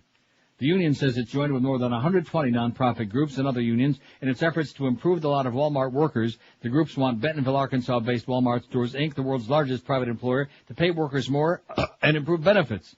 About 100 events were held in 40 cities. The union said each rally had 500 to 1,000 people. Walmart released a statement saying it hopes the rallies don't deter shoppers. We think it's unfortunate that the union's using these rallies to discredit our company, the Walmart release said. We are confident our customers will keep this union activity in perspective. The union contends that Walmart workers don't earn a decent wage, with an average salary of $7.50 an hour. Well, Carlos wishes he was making that. Oh, boy, do I. And nearly 2/3 have no health insurance at all. The company said it offers universal, or rather unrivaled career opportunities and treats workers well. Or maybe they offer treats. You know, like dog treats? Speaking of that, what a segue, and it's only by accident. I got a great story that I love that I'm going to get to momentarily. 15,000 years with man's best friend. This is a nice story. Tight bond between dogs' masters unleash research surprises. How you like that? And I'm going to tell you again right now, anybody out there who don't like a dog, you ain't. We're just going to cart your ass away. Here's Miami. Hello. Miami. Hello. Yes, sir. Neil. Yeah. Little Joey. Oh, no. What a shock. Where have you been? You said, where's everybody gone, so. Yeah. No, I didn't say where's everybody gone. I mentioned a few people by name, and you came through, which was shocking to me. Shocking. I was listening. I haven't said, like you said, if you have nothing to say, then there's no need to call, correct? Well, let me ask you, when did you ever call me? Now, at one time, because you said that your lovely wife is a teacher in the Dade County school system. Uh-huh. And that one time you called and you had something very profound to say. But other than that, over the years, I don't recall you ever having anything to say. No, then again, I wasn't in the right state of mind most of the time, but that's, that's... In other words, you were stoned out of your mind because you were using your own samples? Is that what you're trying to say? Most probably, yes, but I can't behave like that now. Now, how's the drug business going? I don't know. I've been out of it for a couple of years. And what are you doing these days? I'm a CPA. You're a CPA? Yeah. Really? Really? Well, how do you go from being a detail man to a CPA? Well, I got tired of being a detail man, so I went back, got a master's, and Woo! Woo! And I've been a CPA now for 2 years. Well, I'll be damned. How's your lovely wife doing? She's doing fine. She's back again teaching. She had last year off because we have a 15-month-old daughter. So. Little Joey's got a baby. Yep. And old Stem, he's got probably about 5 or 6 by now. All these punks, man, from the Zeta days, they're all reproducing. I know. Could you imagine? That's scary. No, I can't. I really can't. All right. Well, thanks for responding, man. That was a real treat. Problem. I've never left, so. Even during the bedtime story days, huh? Exactly. Now, let me get your honest opinion. Don't fudge with me here, because you've been around a long time. Okay. Now, what's your opinion about that, about the bedtime stories and these calls? The calls, I would say I prefer the calls. Yeah. It got to the point where sometimes it was a little bit ponderous, but it never got to the point where it would force me to switch the channel. Oh, thank God for that, because I was afraid we were even going to lose Rick the Mailman. Thanks, Joey. Give your wife a kiss for us. You got it. Oh, if you get a tape of the touchdown, get a tape of the first touchdown, because it sounds like both of them are like two teenagers having their first orgasm ever. So. Yeah, that's exactly what I heard. It was beyond belief. Take care, Joey. All right, see ya. Say goodbye. How do you like that, little Joey? And we had my good friend Paul, who's a very important part of my life. What? Why does he deny that, huh? And then he starts out with that. Why do you people play such games? Are you just, we're a zillion miles apart. It's over the phone. It's anonymous. I'm here, you're there. What difference does it make? You call up and you say, hey, so I was a little carried away, but I'm still out here listening, as opposed to making up some stupid-ass hockey question, which is just a way of trying to ingratiate and suck around. Nobody there gives a flying F about hockey, a flying fig, as they say on Passions, and I still think that show is going off, which is a shame. We just keep seeing that same thing every day with Antonio. We're going to tell poor Antonio and share it. Get enough already. Make something happen on there, okay? And bring back somebody that used to be on a show besides all these new imposters. Brother, I thought the old Gwen was ugly. This one's got to talk about a sour puss. And George once told me, he said, there's nothing worse than a sour puss. Very little worse. 422 votes. I want to see 500 on there by the time the show ends. What we're going to do, because I'm sick and tired of watching all these right-wing assholes, and I realize I'm only on this one little station because my agent is an overgrown child who wants to be a baseball player. But let's try to whip these bastards up a little bit. You know what I'm saying? You think it'll work? No. But let's try anyway. Okay, let's get an A for effort. Let's get something for effort. A. I do like Canada, though, I'll tell you that. Boy, light years ahead. Light years ahead. People with an education. People who have some idea where the hell we all are on the map, eh? As opposed to that thing that I read earlier that I still can't get over it. It makes you weak. It makes you weak, like Al Martino's voice. It makes you weak. It makes you feel like somebody ought to slap you up the side of the head and bring you back to reality. And then you realize it is reality. It's freaking America for you. Well, that was great hearing from Joey. Oh! That made it worthwhile. And at least he gave me an honest answer. He didn't beat around the bush. He didn't do like George. Oh, we enjoyed the bedtime stories. What? That's my opinion. You're full of crap. You were probably behind my back down there. Boy, here he goes reading it. In fact, there were a few times I noticed you nodding off. Oh, no, actually, that was last week. That's why George is getting a week off next week. He's going on vacation. See, we don't play those games like Defoe used to do, you know? Every time Defoe take vacation, little dog and Gully, oh, he's in rehab now. Gully. Yeah. And of course, CNN, it'd be like the boy who cried wolf. Then when Defoe actually had to go to rehab and get cooled out there with an ankle bracelet, nobody believed that story. Remember those days? Every time he had vacation, oh, he's in rehab with his gambling problem. He's got a billboard, by the way. Defoe's got a billboard. Nice billboards for us, Greg. No. Not. Sack of crap. Storyteller. Prevaricator. Frickin' liar. Oh, yeah, we're going to have billboards when Neil comes back in the fall. We're going to do this. Yeah, right. Sits there with his Jew lawyer, looks you right in the eye, and just lies and lies like a champion. If they had the lying Olympics, nobody could touch him with a stick. But have a nice weekend, Greg. 1241 at 560 WQM. Delights of West Boca, your low-carb, sugar-free Atkins Diet Superstore, has got a spectacular new selection of low-carb cookies. Man, in fact, if you don't want to eat them, you can just stand around and toss them around. 14 different cookies from 3 different bakers. They're all delicious. Peanut butter, chocolate chip. That sounds really good. Lemon, coconut, all sugar-free or low-carb. Stop by Delights and you can sample these or any of their great products. Try before you buy. I lost 4 pounds in 3 days on the Atkins. I'm still the same today because I ate some stuff yesterday, but 4 pounds in 3 days ain't bad. And just recently, there were all those stories just a couple of days ago, I think on Monday, about Atkins. They're starting to make believers out of everybody, and it brings down your cholesterol and brings down your triglycerides way down. And it's not the bunch of crap that a lot of people try to poo-poo it over the years. Remember all those poo-pooers? Sure. And be sure and check out their new low-carb bread called Sinfully Low-Carb Bread. Spread some of that new La Nuba jam on it, and you've got yourself a great low-carb breakfast. Just jam on it. And, of course, as your official Atkins retail center, Delights of West Boca sells every Atkins brand product 20% off every day. Today, tomorrow, next Sukkot, a week from Tisha B'Av, every day. So, lose the weight on Atkins and find a store that sells you all products geared for you. They're open 10 till 10 every day on the corner of Glades and 441 in prestigious Boca. Call 1-877-LOW-CARB or check them out on the web if you like at lowcarb.com. Don't forget, Delights of West Boca is your official Atkins retail superstore. Live and local. This is Sports Radio 560. QAM. Push. Tomorrow. My religion's better than your religion. All right. My religion's better than yours. My beliefs are what's required to avoid a lake of fire. My religion's better than yours. My religion's better than your religion. My religion's better than yours. Why, my religion advocates bigotry and racial hate. My religion's better than yours. My religion's better than your religion. My religion's better than yours. What we like about it best, I fondle boys and wear a dress. My religion's better than yours. My religion's better than your religion. My religion's much better than yours. We have no respect for women. Drive a cab to make a living. My religion's better than yours. My religion's better than your religion. My religion's much better than yours. Chupacabra, spooky ghosts, we slaughter pigs and dogs and goats. My religion's better than yours. My religion's better than your religion. My religion's better than yours.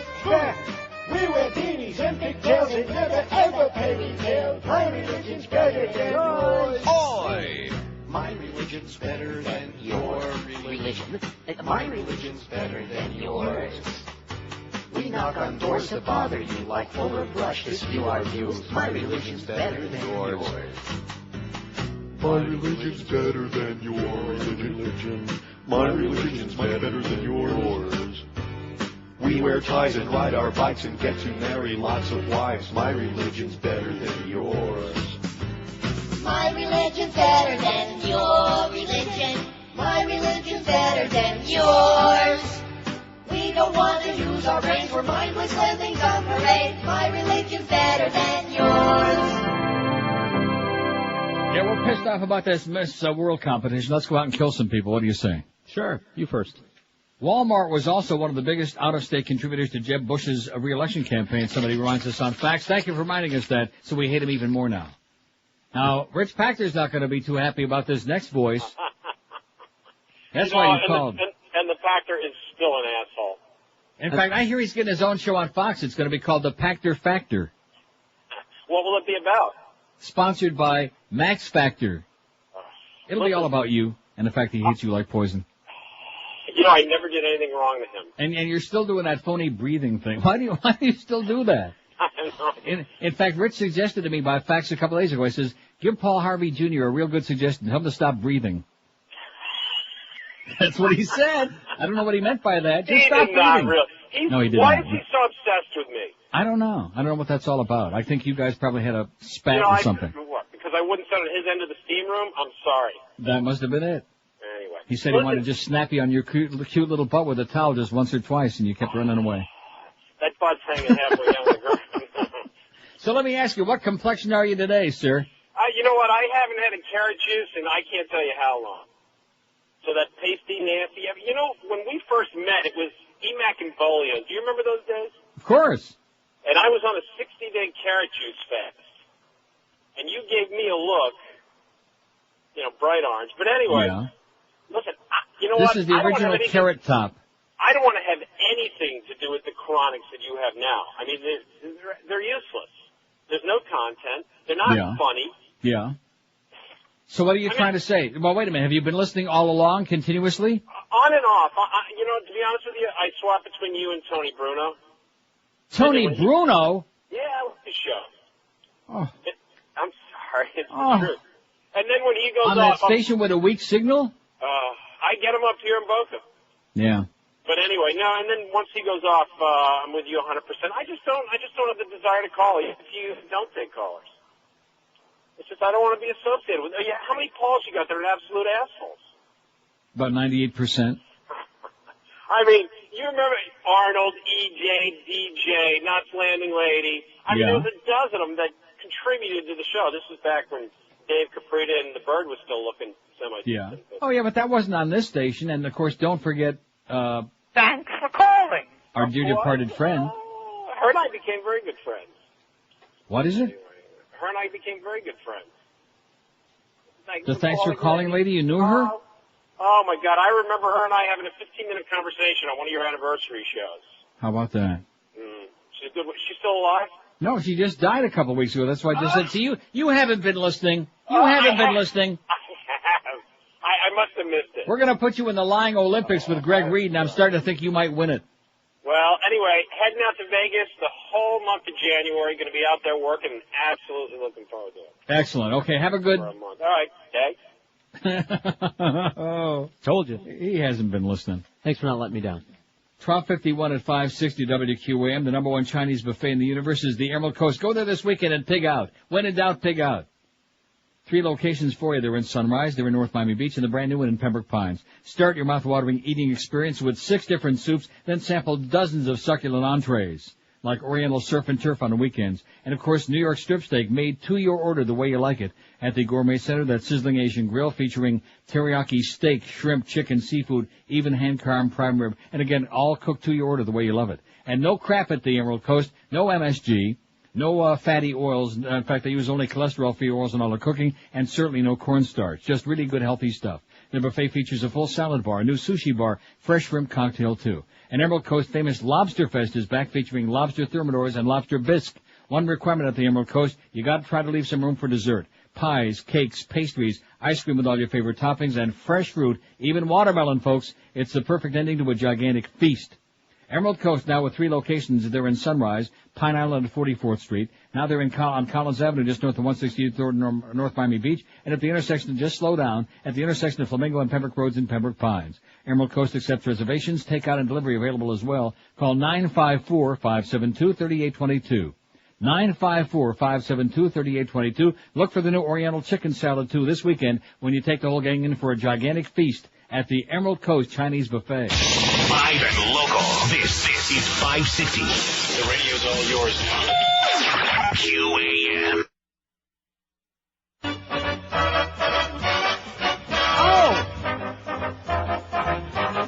Oh!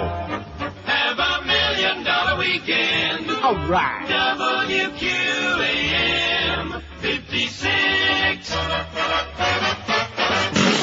Here's my story, it's sad but true.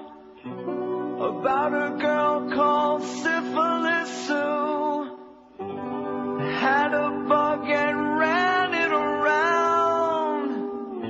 Gave it to every guy in town. Hey, hey,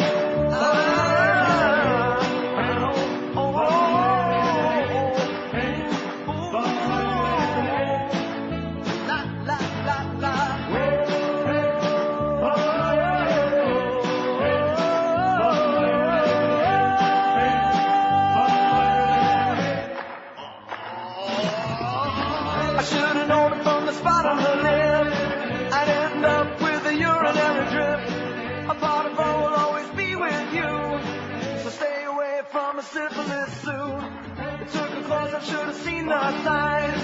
Smelled the scent of a friend of mine. He got infected, now I've got it too. So keep away from a Syphilis Sue, yeah. Keep away from that girl. Hope that the ceiling will do now. Keep away from Sue. She likes to sleep around, yeah. Even did it with my basset hound.